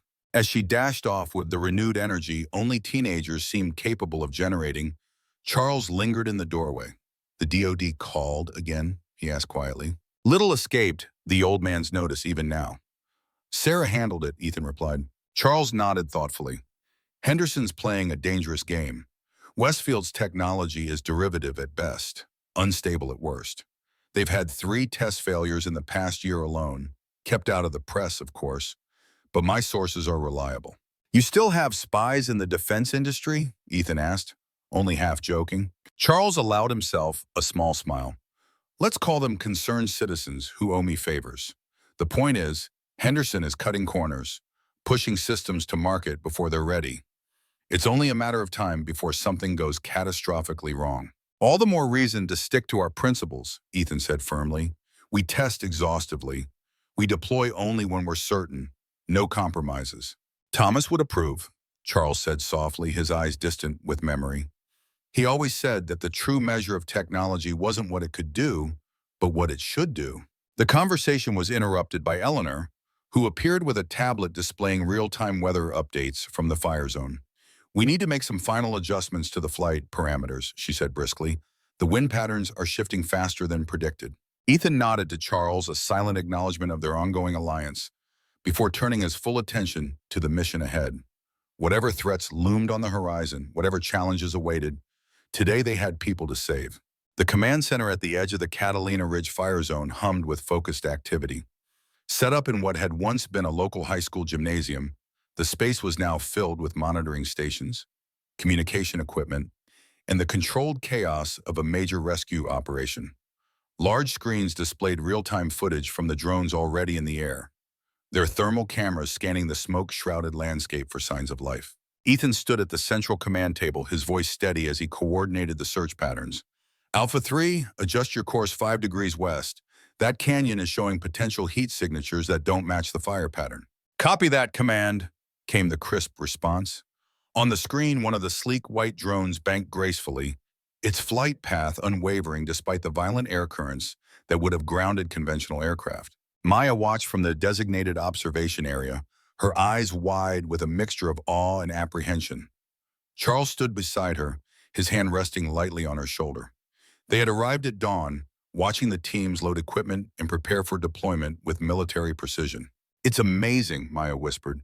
"They're so calm, even with everything that's at stake." "That's training and trust," Charles replied. "Every person in this room knows exactly what to do, and they trust the person beside them to do their part. It's the same principle that makes great buildings possible, each element supporting the others. Maya nodded, absorbing the lesson as she continued to take notes in the journal she had brought specifically for this purpose. Over the years, Charles had become not just a grandfather, but a mentor, sharing his knowledge of business, architecture, and human nature with a candor he had rarely shown in his younger days. A sudden burst of activity drew their attention back to the command center. "Contact!" called one of the drone operators, his voice tight with excitement. Alpha 3 has located 2 heat signatures in the abandoned Silver Creek mining facility. Coordinates locked. Ethan moved quickly to the station, studying the thermal image on the screen. 2 distinct human-shaped heat signatures huddled in what appeared to be a small chamber deep within the old mine. "Ground team status?" he asked Rodriguez, who was coordinating the rescue units. "Team 2 is 20 minutes out, but they'd have to approach on foot from there. The terrain is too rough for vehicles, and the fire line is advancing from the south." Ethan studied the topographical map, his mind racing through the options. The mine was in a precarious position, relatively sheltered from the fire for the moment, but with the wind shifting, that could change in minutes rather than hours. "We deploy the Phoenix," he decided, referring to their newest prototype, a larger drone capable of carrying a single rescue specialist and emergency supplies. "Carson, you're up." William Carson, a former pararescue jumper with over 2 decades of experience, was already moving toward the equipment bay where the Phoenix was stored. "Ready when you are, boss." Eleanor intercepted Ethan, her expression concerned. "The Phoenix hasn't completed its full testing cycle for fire conditions. We've run the simulations, but do we have any other options with the necessary speed and capacity?" Ethan asked, his voice low but intense. Eleanor hesitated, then shook her head. "No, standard helicopters can't fly in this smoke, and ground teams won't make it in time if the fire shifts." "Then we go with the Phoenix," Ethan said firmly. "Carson is the best pilot we have, and those people are running out of time." Eleanor nodded, her professional demeanor reasserting itself. "I'll handle the final pre-flight checks myself." Within 15 minutes, the Phoenix was ready. Unlike the smaller observation drones, this craft was larger, with a central compartment where Carson was now strapping himself in, surrounded by medical equipment and emergency supplies. Its 8 rotors were housed in protective casings, designed to function even in extreme heat and debris-filled air. Ethan approached for a final check. The thermal imaging shows 2 adults, condition unknown. The mine structure appears stable for now, but the air quality inside will be deteriorating rapidly. Carson nodded, his expression calm beneath his helmet visor. "Standard extraction protocol, in and out in under 10 minutes if conditions allow." "Wind speeds are increasing," Eleanor warned, monitoring the real-time data. "You'll be operating at the edge of the stability envelope." "That's why we built this thing, isn't it?" Carson replied with a tight smile. "To go where others can't." Ethan clasped the man's shoulder briefly. "Bring them home. Bring yourself home." The launch sequence initiated. The Phoenix's rotors spun to life, their distinctive low hum building to a powerful thrum as the craft lifted smoothly from the pad. Within moments, it was ascending into the smoke-filled sky, its white surface soon disappearing from view. In the command center, all eyes turned to the screens displaying the drone's telemetry and camera feeds. The Phoenix moved with remarkable stability through air currents that tossed ash and burning debris in chaotic patterns. Carson's voice came through the comms, professional and focused, as he reported his approach to the mine entrance. "Visual contact established. Mine entrance is partially collapsed but accessible. Initiating landing sequence." The tension in the room was palpable as they watched the drone settle onto a small clearing in front of the mine. Carson emerged, equipment in hand, and disappeared into the dark opening. Long minutes passed with only intermittent radio contact as Carson navigated the mine tunnels, following the thermal signatures. In the observation area, Maya had unconsciously reached for Charles's hand, squeezing it tightly as they waited. "First victim located," Carson's voice finally crackled through the speakers. "Adult male, early 60s, suffering from smoke inhalation and minor burns. Conscious but weak. Second victim is his daughter, late 30s, broken ankle and moderate smoke inhalation. Both stable enough for transport." A collective breath of relief went through the command center, but it was short-lived. "Command, we have a problem," Carson continued, his voice tense. "The tunnel leading back to the entrance is showing signs of imminent collapse. We need an alternative extraction route." Ethan turned to the geological survey expert they had brought in as part of the support team. "Options?" The woman pointed to a schematic of the mine they had pulled from county records. There's a vertical ventilation shaft approximately 50 meters from their current position. It leads directly to the surface, but it's narrow, barely wide enough for a person to climb, and these victims are in no condition to make that climb. Eleanor was already calculating. The Phoenix's winch system could extract them through the shaft if we can position precisely enough over the opening. The shaft opening will be nearly invisible from the air with all this smoke, Rodriguez pointed out, and the winds at that elevation are gusting to 60 miles per hour. Ethan made his decision. I'm going up. I'll pilot the second Phoenix to the shaft location and coordinate the extraction from above. Ethan, the second unit is even less tested than the first, Eleanor protested. We haven't even completed the paired autonomous systems verification. Which is why I'm not sending anyone else, Ethan replied, already moving toward the equipment bay where the second prototype was housed. I know these systems better than anyone except you, and you're needed here to coordinate. No one argued further. Within minutes, Ethan was airborne in the second Phoenix, fighting the increasingly violent air currents as he navigated toward the coordinates of the ventilation shaft. The smoke was thicker now, reducing visibility to near zero at times. He relied on the advanced sensor suite, trusting Thomas Sullivan's brilliant stabilization system to keep the craft steady in conditions that would have sent conventional aircraft plummeting to the ground. Carson, I'm approaching your position, Ethan reported. How are the patients?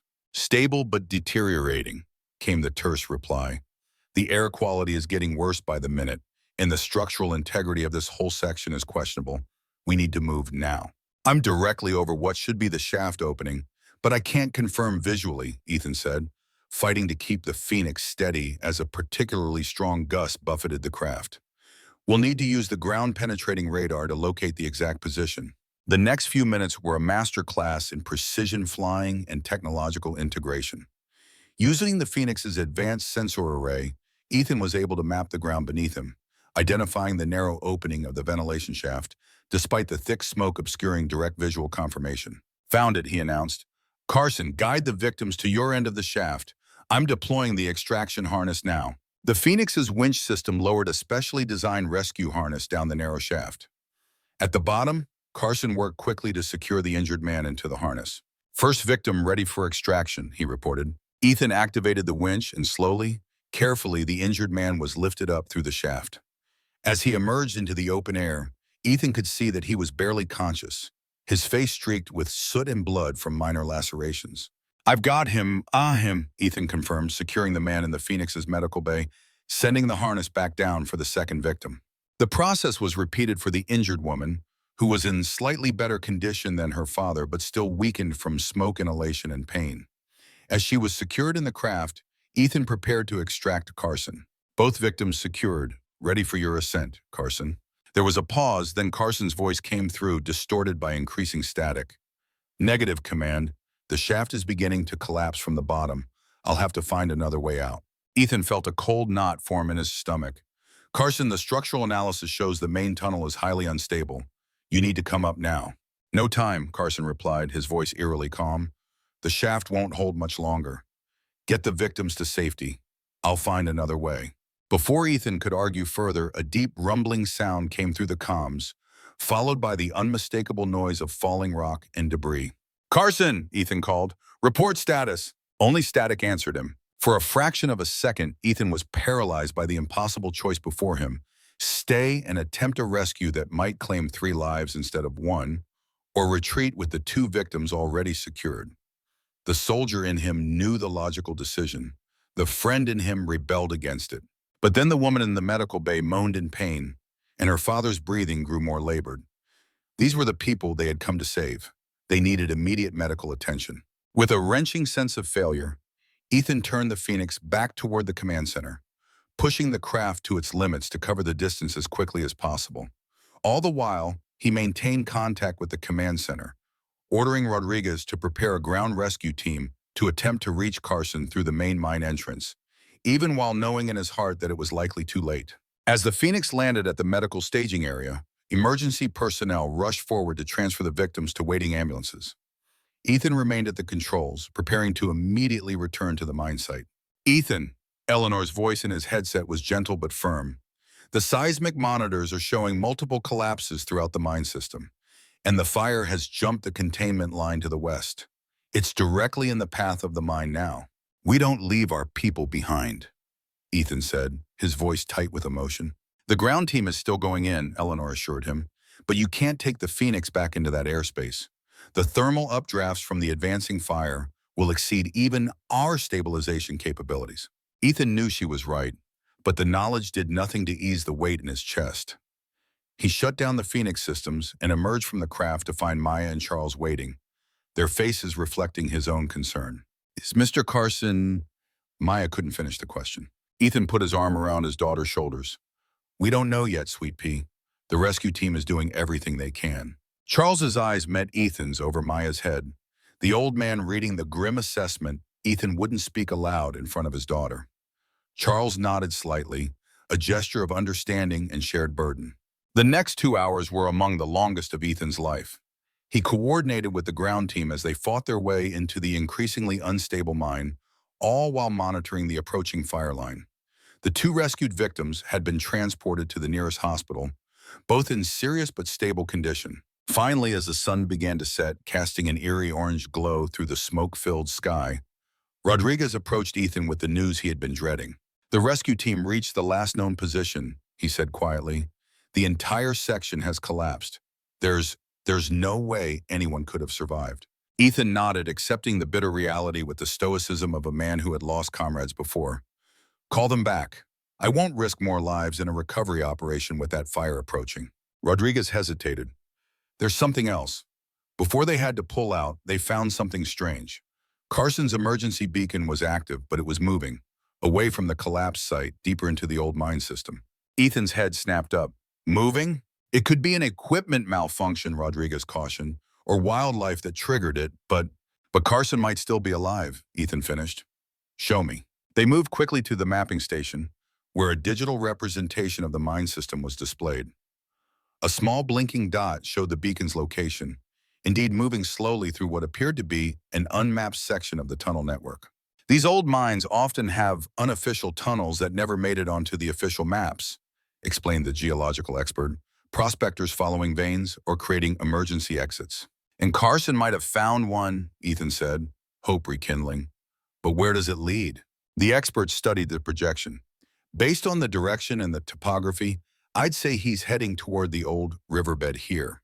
She pointed to a dry wash about a mile from the main mine entrance. It's the logical place for a secondary exit, following the path of least resistance through the mountain. Ethan turned to Rodriguez. Get a team to that location immediately, and prepare the Phoenix for emergency launch. If he makes it to an exit point, we'll need immediate extraction before the fire reaches him. The command center burst into renewed activity. Ethan moved toward the Phoenix, only to be intercepted by Eleanor. I'm coming with you, she said, her tone making it clear this wasn't a request. The Phoenix's systems were showing anomalies during the last flight. You'll need me to monitor and adjust in real time. Ethan knew better than to argue with his chief engineer when she used that tone. Together they prepared for what might be the most challenging flight yet, directly into the path of an advancing wildfire to attempt a rescue that seemed increasingly improbable. As the Phoenix lifted off once more, Ethan caught a glimpse of Maya and Charles watching from the observation area.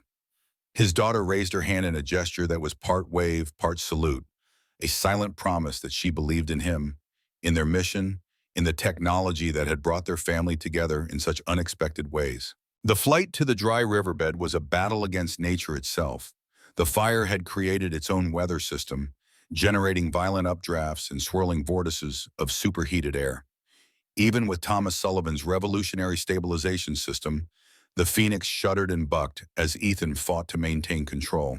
Systems are redlining, Eleanor warned, her fingers dancing across the control panel. Core temperature is approaching critical limits. How much time do we have? Ethan asked, his eyes fixed on the terrain ahead. 8 minutes at current conditions before we risk catastrophic system failure. 8 minutes to find a man who might already be dead, in a landscape being rapidly devoured by flame. It wasn't much, but it would have to be enough. They reached the coordinates of the predicted exit point, a steep, rocky section of the dry wash where erosion had exposed layers of ancient rock. At first glance, there was nothing that resembled a mine exit. No visual confirmation of an opening, Ethan reported to the command center, switching to thermal and ground-penetrating radar. The Phoenix's sensors painted a different picture than what was visible to the naked eye. Beneath a tangle of brush and fallen rocks, there was a distinct anomaly, a cavity that extended back into the hillside. Potential exit point identified, Ethan announced, but there's no sign of movement or heat signatures consistent with a human presence. The beacon is still active, Rodriguez's voice replied through the comms. Position unchanged for the last 4 minutes. Approximately 50 meters from your current location, bearing 270 degrees. Ethan adjusted the Phoenix's position, hovering directly over the indicated coordinates. The sensors confirmed a hollow space beneath them, but still no sign of life. We're running out of time, Eleanor warned. Core temperature is reaching critical levels, and the fire front is less than 10 minutes from this position. Ethan made his decision. I'm going down. Ethan, that's not the protocol, Eleanor began. If Carson is down there, injured and unable to signal, we won't find him from up here, Ethan cut her off. You take control of the Phoenix, keep it stable for as long as you can. I'm going to find him. Before she could protest further, Ethan had moved to the extraction harness, securing himself into the equipment. Lower me down to that opening. If I'm not back in 5 minutes or if the systems reach critical failure thresholds, you get this craft back to base. That's an order. Eleanor's expression was a mixture of frustration and concern, but she nodded, taking his position at the controls. 5 minutes, not a second more. The descent to the ground was rapid but controlled. As soon as his feet touched the rocky soil, Ethan detached from the harness and signaled Eleanor to retract it. The heat was intense, the air thick with smoke, and the distant roar of the approaching fire creating an ominous backdrop to his search. Working quickly, Ethan cleared away the brush and loose rocks concealing the opening. It was there, a narrow fissure in the rock face, just wide enough for a person to squeeze through. Without hesitation, he activated his helmet light and entered, the beam cutting through the darkness of the ancient passage. The tunnel was rough-hewn, clearly not part of the official mineworks, but rather a prospector's side venture or an emergency exit created by miners wary of cave-ins. Ethan moved as quickly as the uneven footing would allow, his light sweeping ahead for any sign of Carson.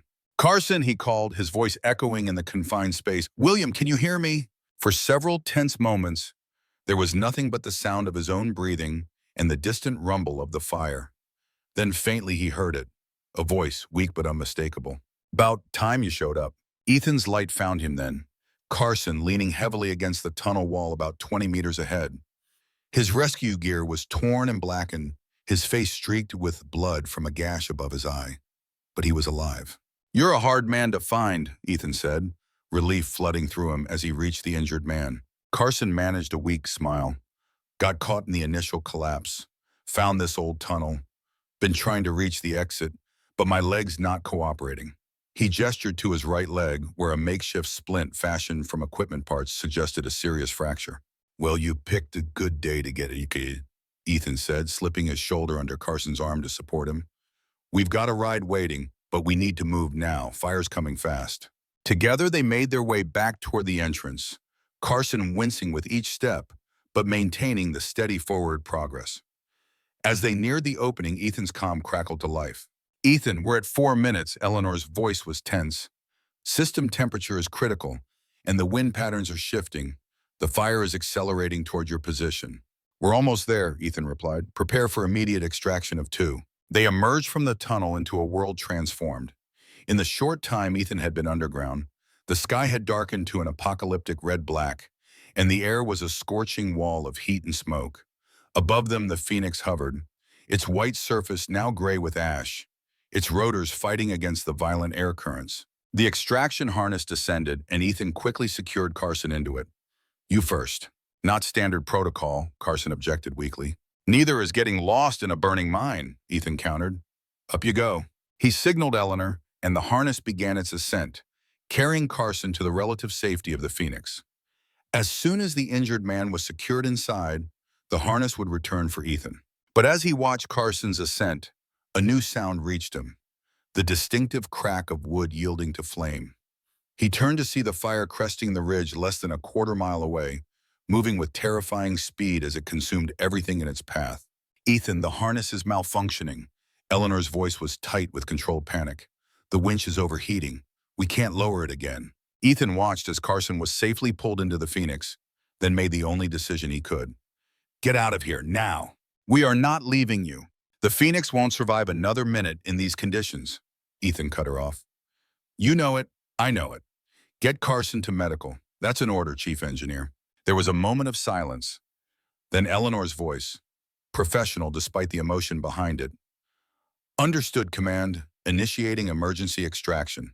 Above him, the Phoenix's rotors increased their pitch, and the craft began to move away, fighting the turbulent air as it gained altitude and distance.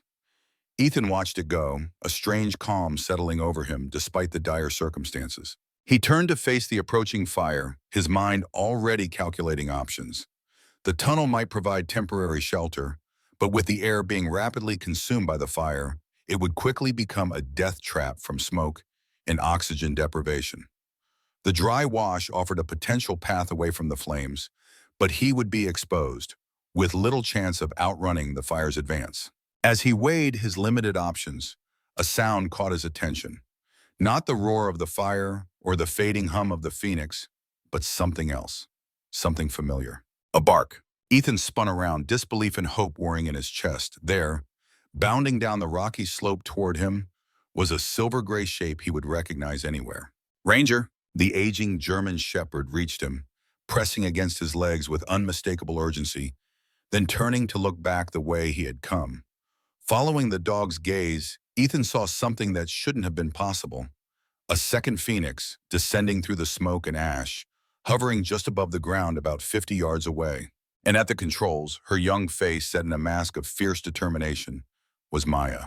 The impossible sight froze Ethan in place for a precious second before training and instinct took over. He ran toward the craft, Ranger keeping pace beside him as the fire closed in from behind. The Phoenix's side hatch was open, revealing Charles Blackwood in the co-pilot's seat, his weathered hands steady on the auxiliary controls. Get in, Maya shouted over the roar of the rotors and the approaching fire. Ethan didn't waste time on questions or recriminations. He lifted Ranger into the craft first, then pulled himself aboard, securing the hatch behind him. Go, now! Maya needed no encouragement. Her hands moved over the controls with a confidence that would have astonished Ethan if he'd had time to think about it. The Phoenix rose smoothly, banking away from the advancing fire and climbing rapidly toward clearer air. Only when they had reached a safe altitude, the worst of the smoke and turbulence below them, did Ethan turn to his daughter with a mixture of pride, relief, and parental terror. Maya Elizabeth Hayes, what in God's name were you thinking? She kept her eyes forward, focused on flying. I was thinking my dad needed help, and I knew how to provide it. You don't have pilot certification. You've never flown solo. She's had 20 hours in the simulator, Charles interrupted calmly, and 6 hours of supervised flight time with Eleanor. She's more qualified than most first-year pilot trainees. And you went along with this? Ethan demanded, turning his attention to the old man. Charles met his gaze steadily. When it became clear that the winch had failed and you were stranded, yes, the ground teams couldn't reach you in time. This was the only option with any chance of success. We didn't go rogue, Dad, Maya added, her voice steadier than a 13-year-old's had any right to be in such circumstances. Eleanor authorized the emergency protocol. She's monitoring our telemetry remotely. As if on cue, Eleanor's voice came through the comm system. Phoenix 2 confirms status of all passengers. All aboard and accounted for, Maya replied professionally, including one very good boy. She glanced at Ranger, who had settled on the floor between the seats, apparently unperturbed by his first flight. Excellent work, Pilot Hayes, Eleanor responded, the relief evident in her voice. Maintain heading and altitude. We're tracking you and have emergency response standing by at the landing zone. Ethan sat back, the adrenaline of the past hour beginning to ebb, leaving him shaky and overwhelmed. His daughter, his 13-year-old daughter, had just flown an experimental aircraft into the edge of a wildfire to save him. The pride and terror of that realization were almost too much to process. You did good, sweet pea, he said finally, his voice rough with emotion. But we're going to have a very long talk about emergency protocols and chain of command when we get back. Maya nodded, but the small smile that tugged at the corner of her mouth suggested she wasn't particularly concerned about the impending lecture. Yes, sir. Charles caught Ethan's eye over Maya's head, his expression thoughtful. She's her mother's daughter, he said quietly, and her father's. And perhaps a bit of Thomas Sullivan, too. That combination was always going to be formidable. Ethan couldn't argue with that assessment. As the Phoenix carried them back towards safety, away from the inferno that had nearly claimed him, he found himself thinking of the strange, winding path that had led them all here. From a desperate veteran with nothing left to lose, to the head of an organization saving lives around the world, to this moment of realization that the legacy he had fought so hard to protect was already finding its next steward. The story wasn't over. In many ways, it was just beginning. The return to base after the harrowing rescue became a moment Ethan would remember for the rest of his life. As Maya brought the Phoenix in for a perfect landing, emergency personnel rushed forward, surrounding the craft with flashing lights and anxious faces. Eleanor was the first to reach them as the hatch opened, her professional composure momentarily shattered as she pulled Maya into a fierce hug before turning to help Ethan with Ranger. "I thought we'd lost you," she said quietly, her voice thick with emotion. "Nearly did," Ethan replied, the reality of his close call finally sinking in. "How's Carson?" "Stabilized and en route to Portland General. Broken leg, cracked ribs, moderate smoke inhalation, but he'll recover." She glanced at Maya, who was now accepting congratulations from the ground crew with a mixture of embarrassment and pride. "Your daughter, on the other hand, might be the death of me. Do you know she overrode 3 safety protocols to get that Phoenix airborne?" Ethan managed a tired smile. "Sounds like someone else I know who tends to prioritize results over procedure." Eleanor raised an eyebrow. "Careful, boss. Children learn by example." The debriefing lasted well into the night. The mission had been an unqualified success.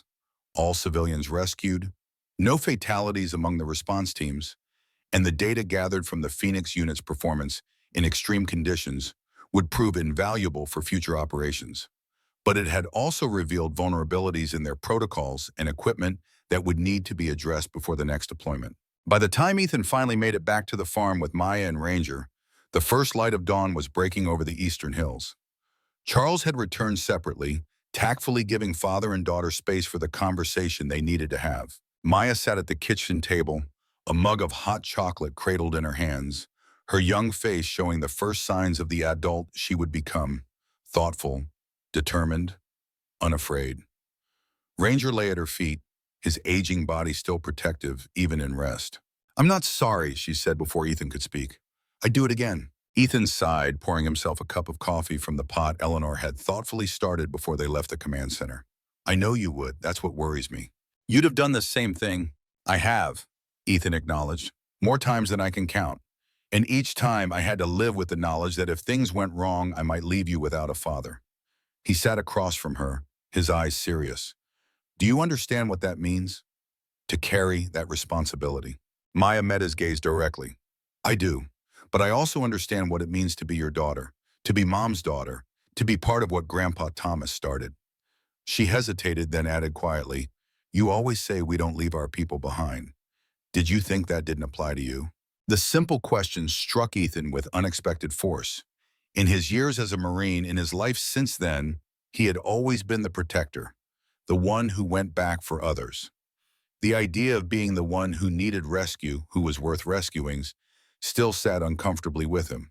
"It's different," he began. "It's not," Maya countered firmly. "The Phoenix prototype was ready. I had the training. The risk assessment was calculated and acceptable." Ethan couldn't help the small, proud smile that tugged at his lips. "You sound like Eleanor." "Good. She's brilliant."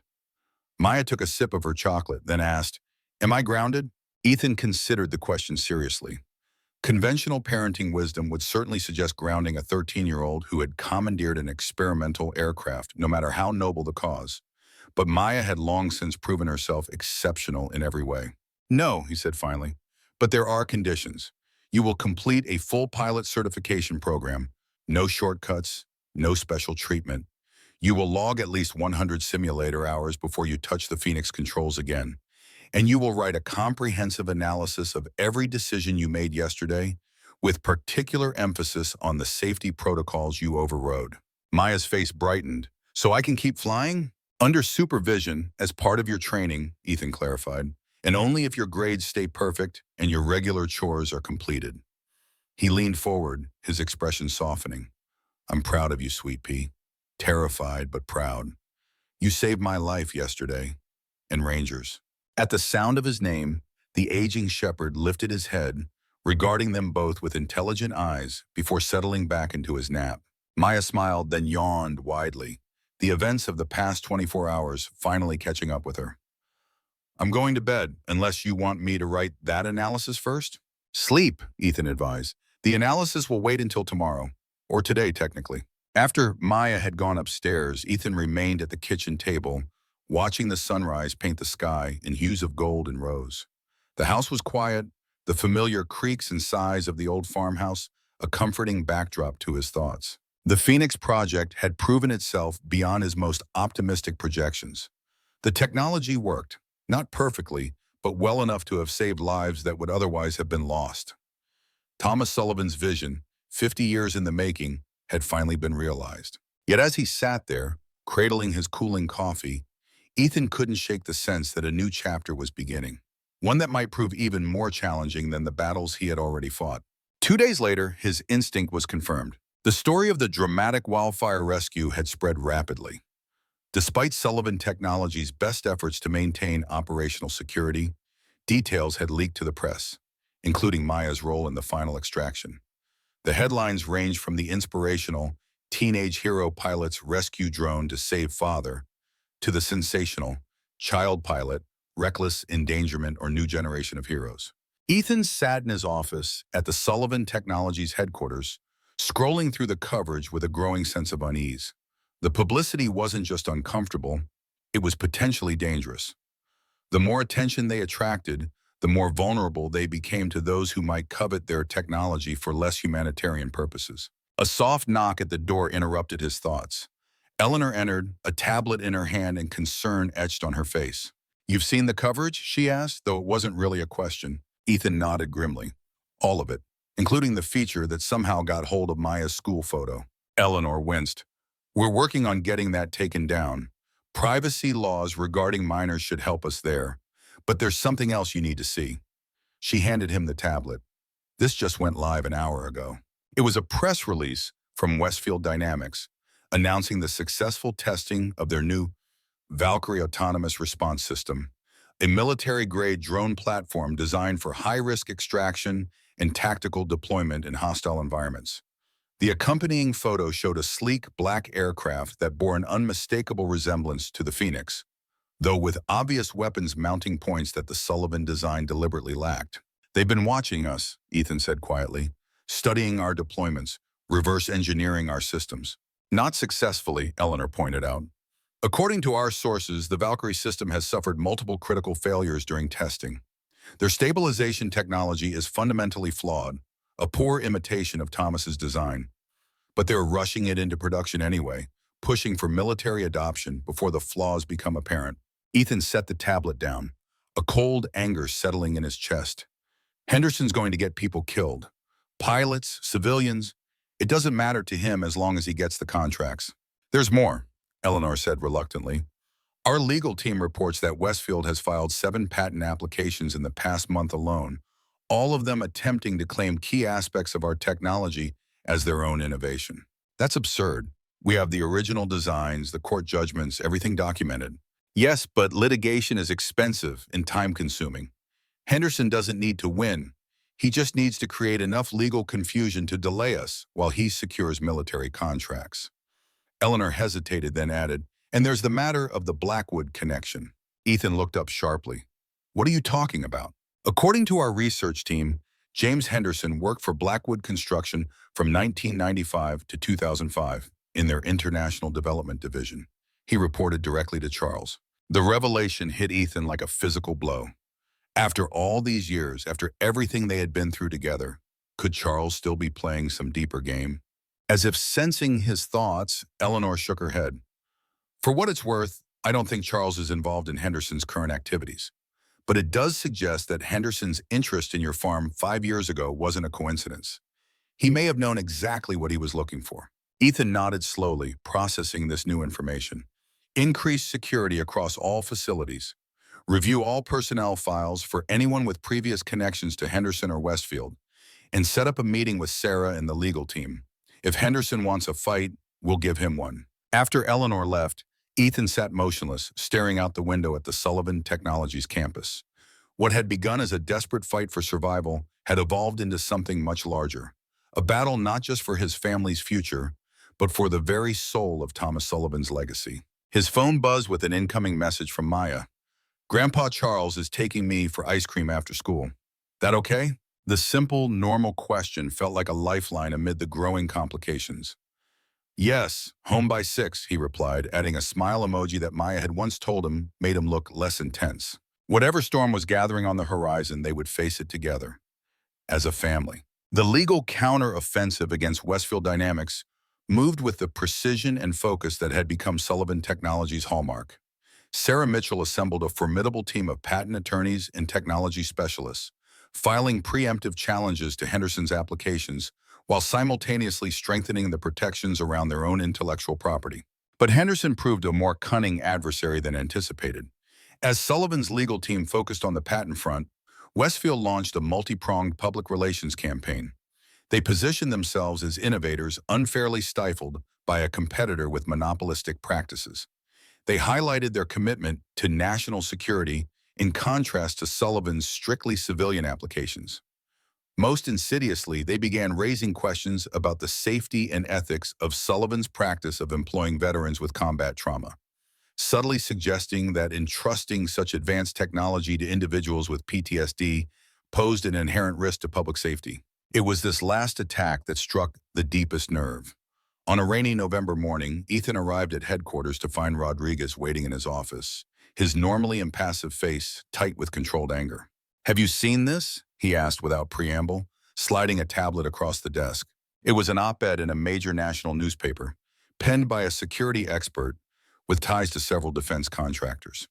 The piece specifically cited the California wildfire incident, questioning whether unstable veterans with trauma-induced judgment issues should be operating advanced autonomous systems, particularly when those systems could theoretically be weaponized in the wrong hands. "They're calling us unstable," Rodriguez said, his voice dangerously quiet.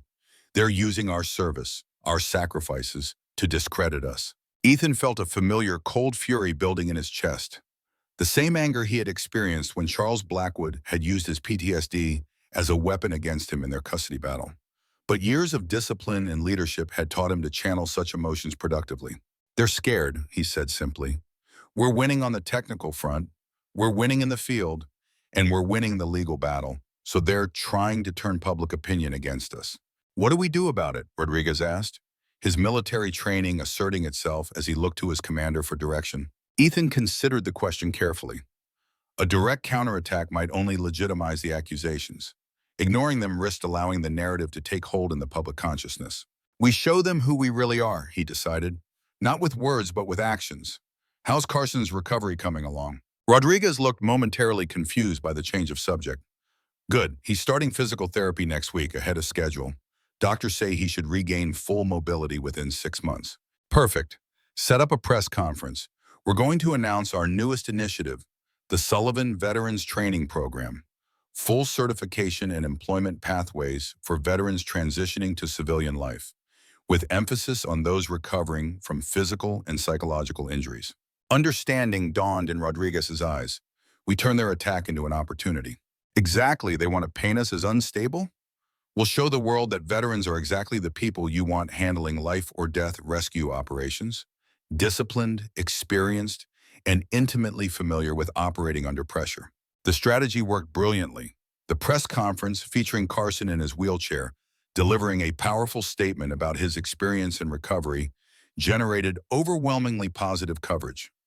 Veterans organizations nationwide expressed support, with several offering to partner with Sullivan Technologies on the training program.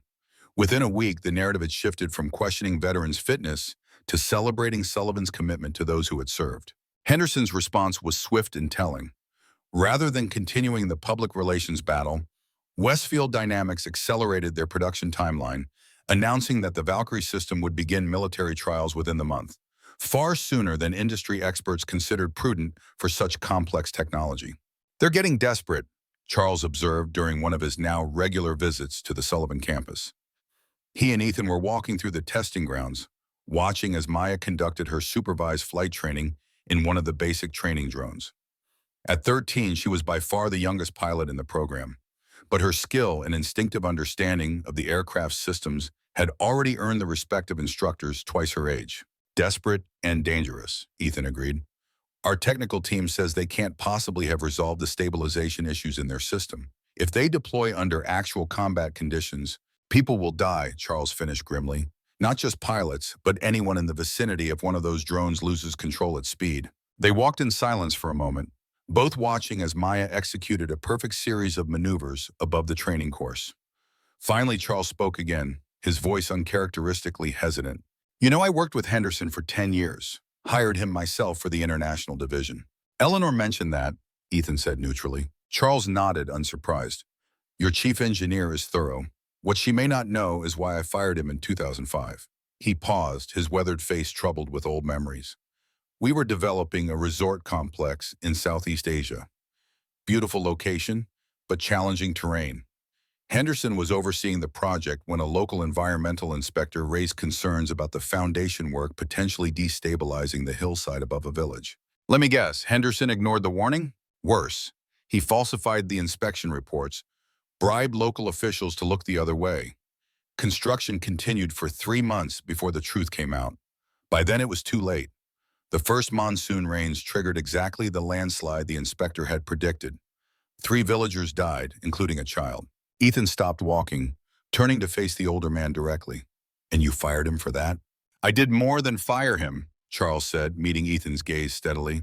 I made sure he would never work in legitimate development again. I personally contacted every major firm in the industry, sharing what he had done. I testified against him in the wrongful death lawsuits. I made an enemy for life, and I have the scars to prove it. He unbuttoned his left shirt cuff and rolled up the sleeve, revealing a long, jagged scar running from wrist to elbow. 2 years after I fired him, I was in Singapore for a conference. Someone followed me back to my hotel, attacked me in the elevator. Police never caught him, but I know it was Henderson's doing. He'd already started working for private military contractors by then, making new connections, rebuilding his reputation. Ethan studied the scar, then Charles's face, seeing new dimensions in the complex man who had once been his bitter enemy and was now, what? Not quite a friend, but an ally, a part of his family's strange, tangled story. Why are you telling me this now? Ethan asked. Because you need to understand what kind of man you're dealing with, Charles replied gravely. Henderson doesn't just want your technology, he wants revenge. Against me, yes, but now against you too. You represent everything he could have been if he'd made different choices. He won't stop until he destroys what you've built or until someone stops him. The warning proved prophetic. 3 weeks later, during the first military demonstration of the Valkyrie system at a Nevada test range, disaster struck. The drone experienced what Westfield officials later termed a control anomaly during a simulated extraction scenario. Moving at high speed, it deviated from its programmed flight path and crashed directly into a reviewing stand filled with military officials and Westfield executives.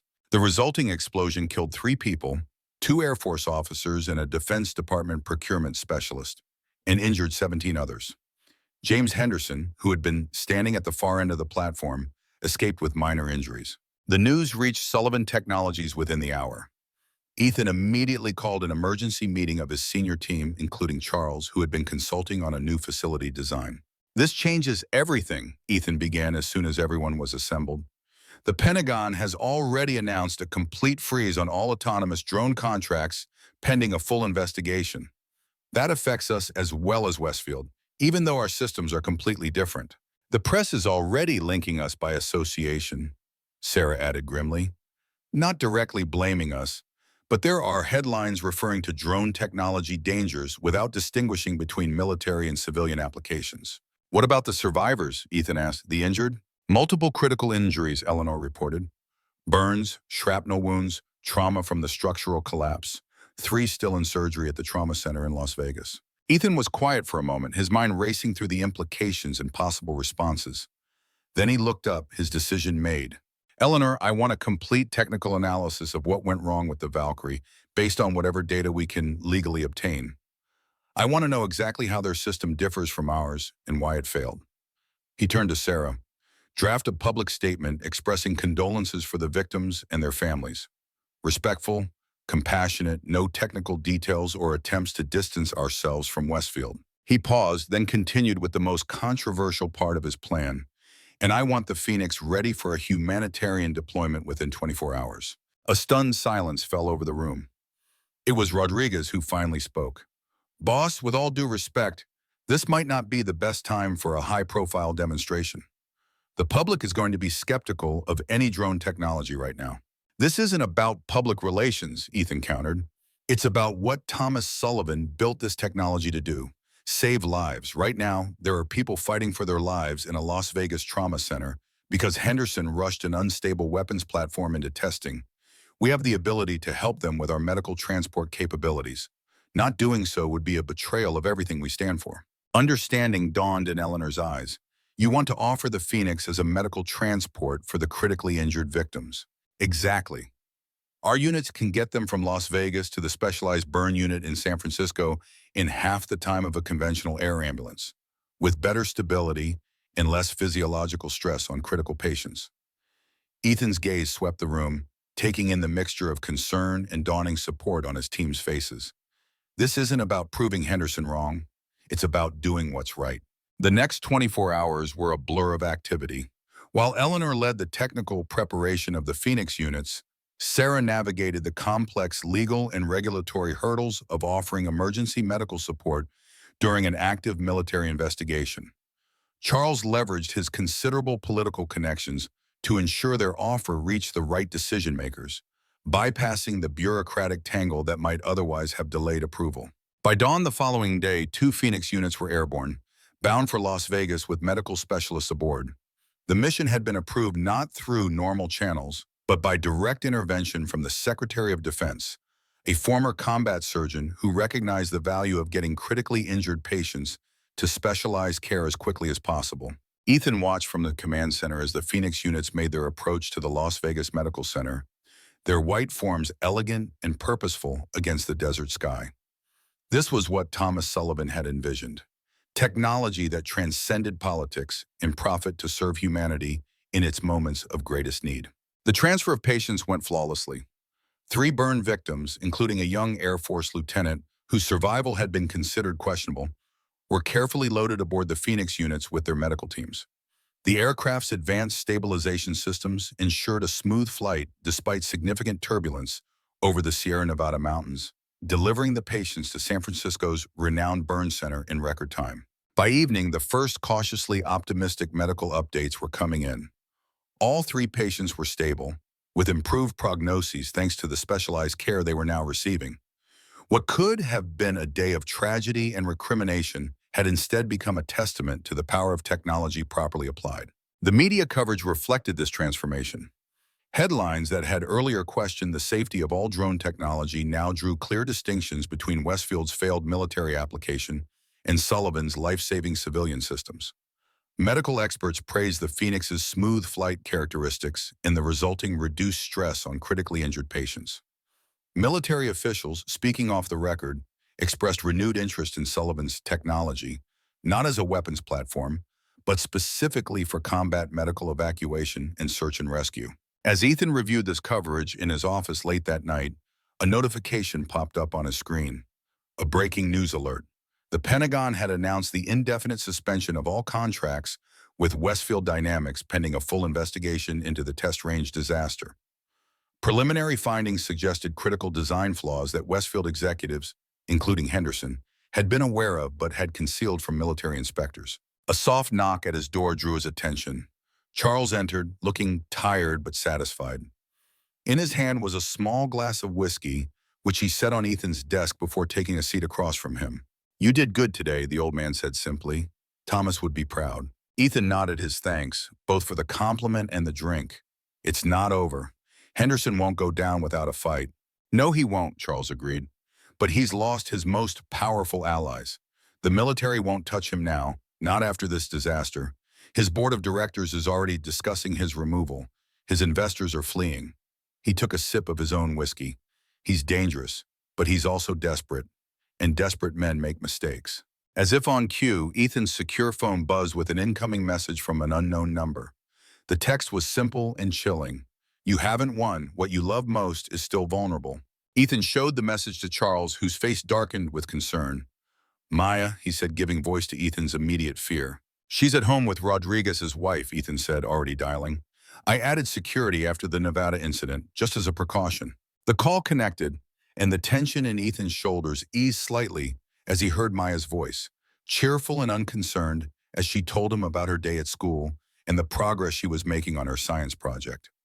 After ensuring she was safe and instructing her to stay inside with the security team, he ended the call and turned back to Charles. She's fine, but Henderson is clearly escalating. This isn't just business anymore, it's personal. Charles nodded grimly. It always was, for him at least. He hesitated, then added, there's something else you should know. Something I've never told anyone else. Ethan waited, sensing the weight of the confession to come. The night Thomas disappeared, Charles began, his voice low with old pain, I was supposed to meet him. He had called me, said he had proof that Aero Futures was planning to weaponize his drone design. He wanted to show me, to convince me to help him stop it. The old man's hands trembled slightly as he set down his glass. I never showed up for that meeting. I was with the Aero executives instead, finalizing the deal that would steal Thomas's work. He looked up, meeting Ethan's gaze directly. I've always wondered if I could have saved him. If he might still be alive today, if I had made a different choice that night. Saved him, Ethan repeated, confusion evident in his voice. I thought Thomas died of natural causes years later. Charles shook his head slowly. That's what the official record shows, a reclusive old man dying quietly on his farm. But Thomas vanished that night, the night we were supposed to meet. He was gone for 3 days. When he reappeared, he was different, withdrawn, paranoid. He shut down his workshop, sealed up his designs. Within 6 months, he had transferred ownership of the farm to Laura's name and disappeared again, this time for good. Ethan sat back, processing this new information. You think someone from Aero Futures hurt him, threatened him? I've never been able to prove it, Charles admitted. But yes, I believe they did something to him that night, something that frightened him badly enough to abandon his life's work and go into hiding. And you think Henderson was involved? Henderson was just a junior executive at Aero back then, but he was ambitious, ruthless, the kind of man who would volunteer for jobs others found distasteful. The implication hung in the air between them. After a moment, Ethan stood, his decision made. We need to find out exactly what happened to Thomas, and we need to make sure Henderson can't hurt anyone else. Charles nodded, rising to his feet with the careful movements of a man feeling every one of his years. I've lived with this shadow for half a century, Ethan. It's time to bring it into the light. As Charles left, Ethan returned to the window, looking out at the Sullivan Technologies campus now quiet under the stars. Somewhere out there, Henderson was plotting his next move, driven by a toxic mixture of revenge, greed, and desperation. And somewhere in the past, the truth about Thomas Sullivan's fate lay buried, waiting to be uncovered. The battle for Sullivan's legacy had entered a new and dangerous phase, but this time Ethan would not be fighting alone. The investigation into Thomas Sullivan's past began with the only concrete lead they had, the farm itself. If Thomas had hidden his life's work in the walls of the workshop, what other secrets might the old property still harbor? On a cold December morning, Ethan stood in the center of what had once been the main workshop, now transformed into a comfortable living area of the expanded farmhouse. Eleanor and Sarah were with him, along with a specialist team equipped with ground-penetrating radar and other non-invasive scanning technology. Maya was at school, deliberately kept away from this aspect of the investigation. The original wall cavity was here, Ethan said, indicating the north wall where Ranger had first discovered the hidden plans. We've already examined that area thoroughly during the renovation. Nothing else was concealed there. As the team began their systematic survey of the property, Ethan found himself drawn to a shelf in the corner where Thomas's personal items were displayed. The antique compass rested in a place of honor, along with several books on aviation and engineering. Beside them sat a framed photograph, one of the few images they had of Thomas Sullivan, standing proudly beside an early prototype of his drone design. Ethan picked up the compass, turning it over in his hands. Not all who wander are lost, he read from the inscription.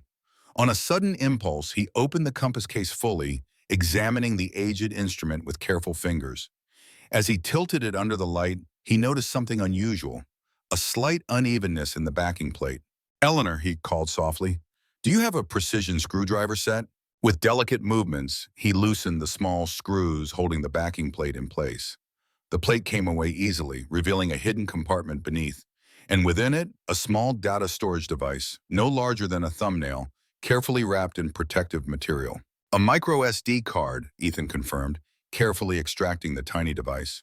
Old but not ancient, certainly not from Thomas's original era. They huddled around Eleanor's tablet as she inserted the card into an adapter. After an hour of working to decode the protection Thomas had placed around his final secret, the screen flickered to life, revealing the face of an elderly man, Thomas Sullivan. "If you're watching this," Thomas began, his voice steady despite the strain evident in his expression, "then you found my compass, and hopefully my designs as well. My name is Thomas Sullivan. Today is October 18th, 1974, and I believe my life is in danger." Thomas explained how he had completed his stabilization system and presented it to Aero Futures Technology, only to discover their plans to weaponize his humanitarian design. "After the meeting, I was approached by a young executive named Henderson.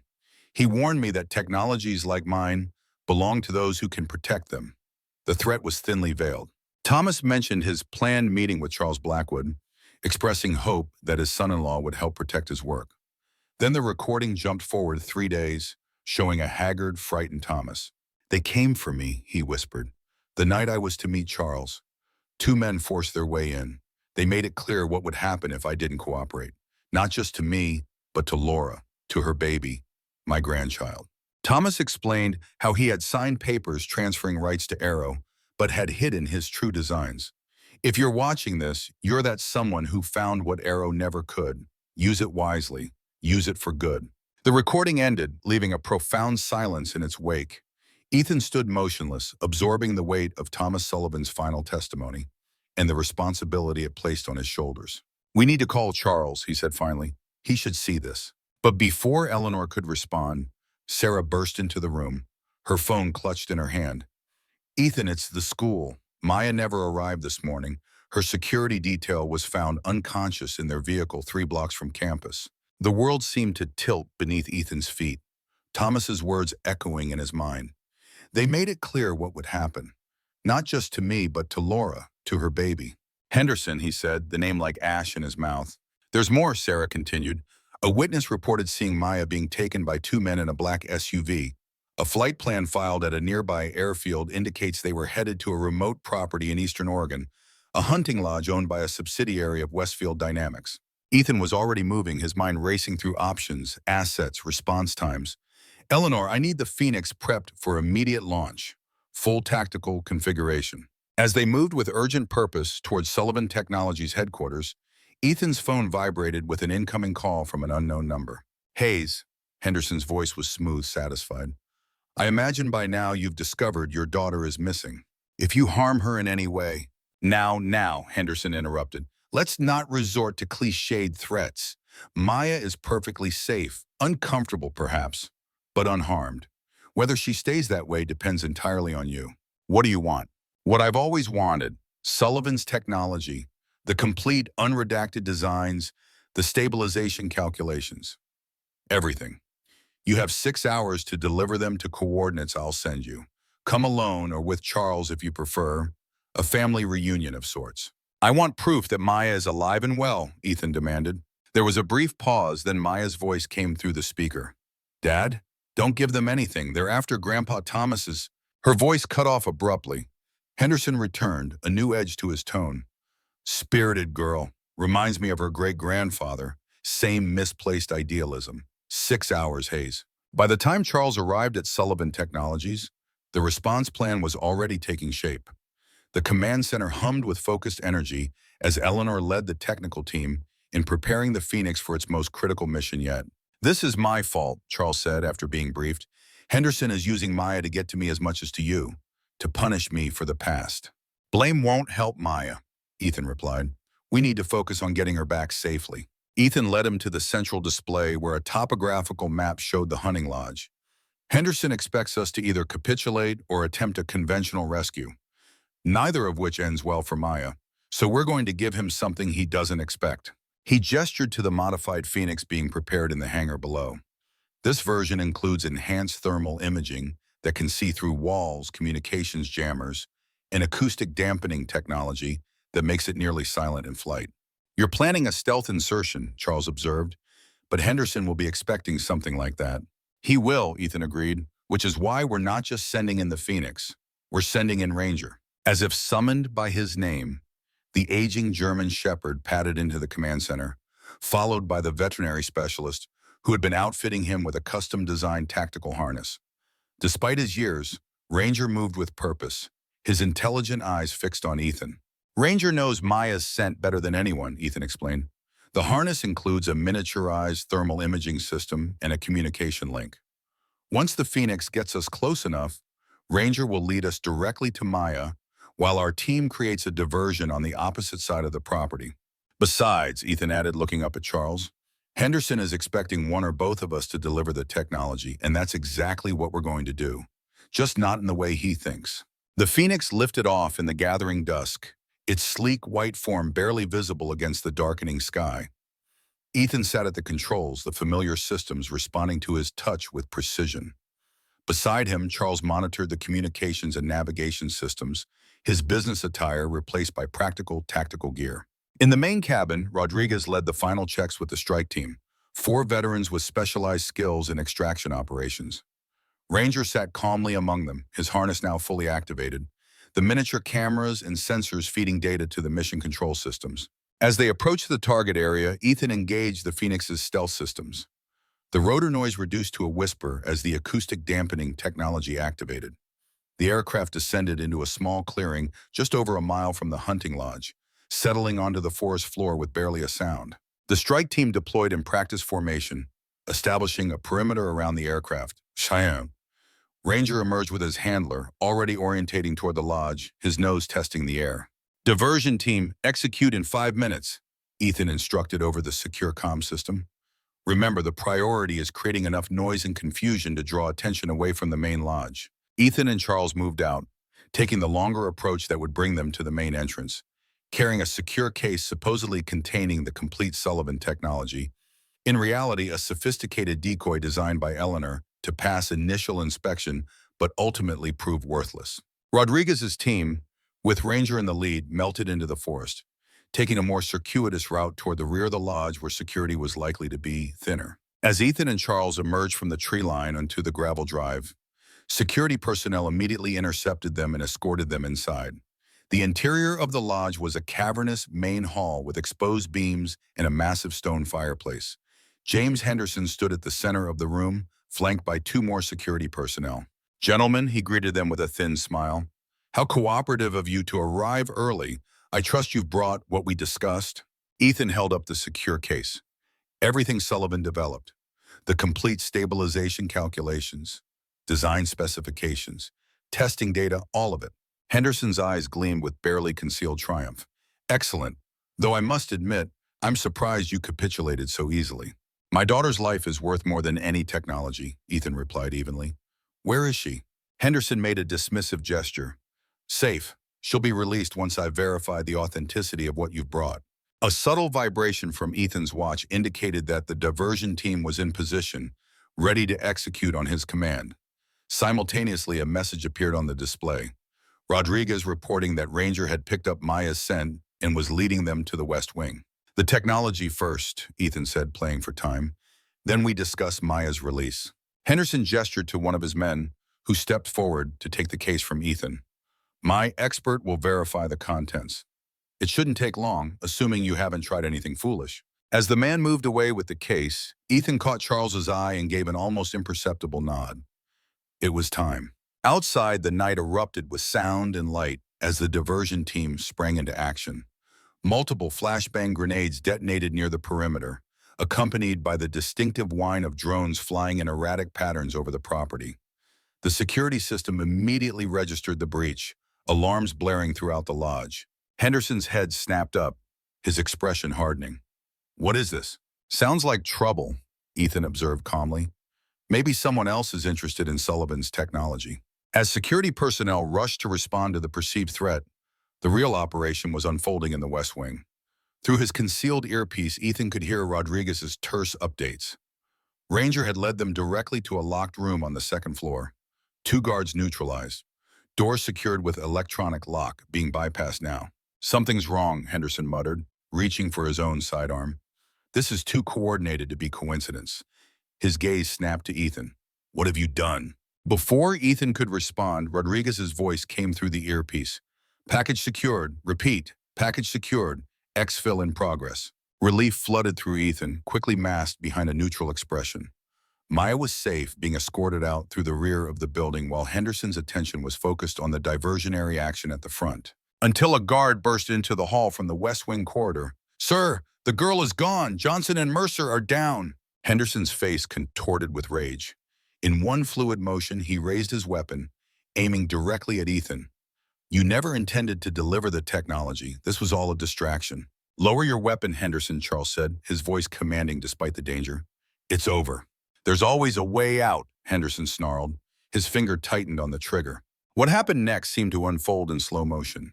Charles moved with surprising speed for a man his age, positioning himself between Ethan and Henderson. The gunshot echoed through the cavernous hall, a sound like thunder in the confined space. Charles staggered, a crimson stain spreading across his chest. Ethan caught him as he fell, lowering him gently to the floor.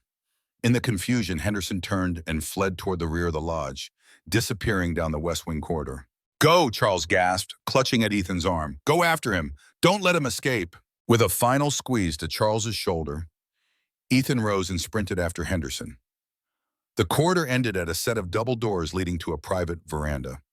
Beyond, in the pale moonlight, Ethan could see Henderson running toward a helipad where a small helicopter sat, rotors already beginning to turn. But as Henderson neared the helipad, a shadow detached itself from the darkness. A silver-gray form lunged forward, intercepting Henderson with unerring precision. Ranger, who had led the team to Maya and had apparently remained outside to secure the escape route, now performed one final service for his family. The aging shepherd didn't attack.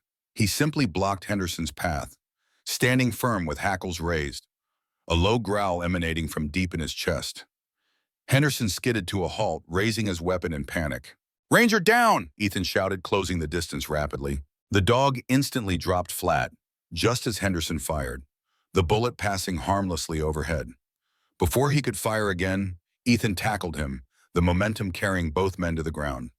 The gun skittered away across the wooden deck as they grappled. It's over, Henderson, Ethan gritted out, using his superior training to gain leverage. You've lost. It's never over, Henderson spat, still struggling. Your precious technology will be weaponized eventually. Someone will see its true potential. Its true potential is saving lives, Ethan replied, finally pinning the man securely. Thomas Sullivan understood that, Charles understood it, and so do I.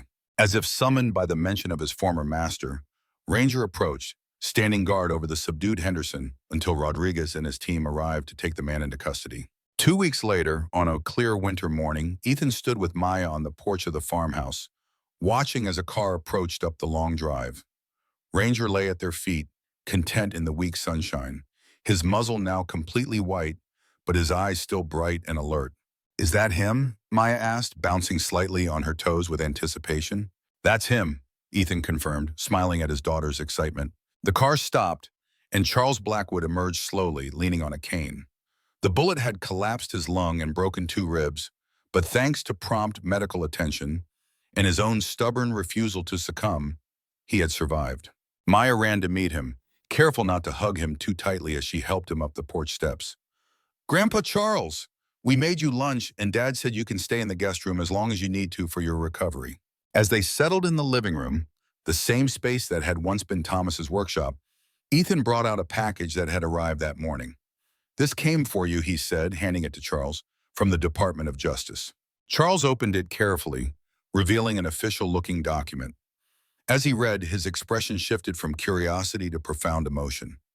They've officially closed the investigation into Thomas's disappearance, he said, his voice thick.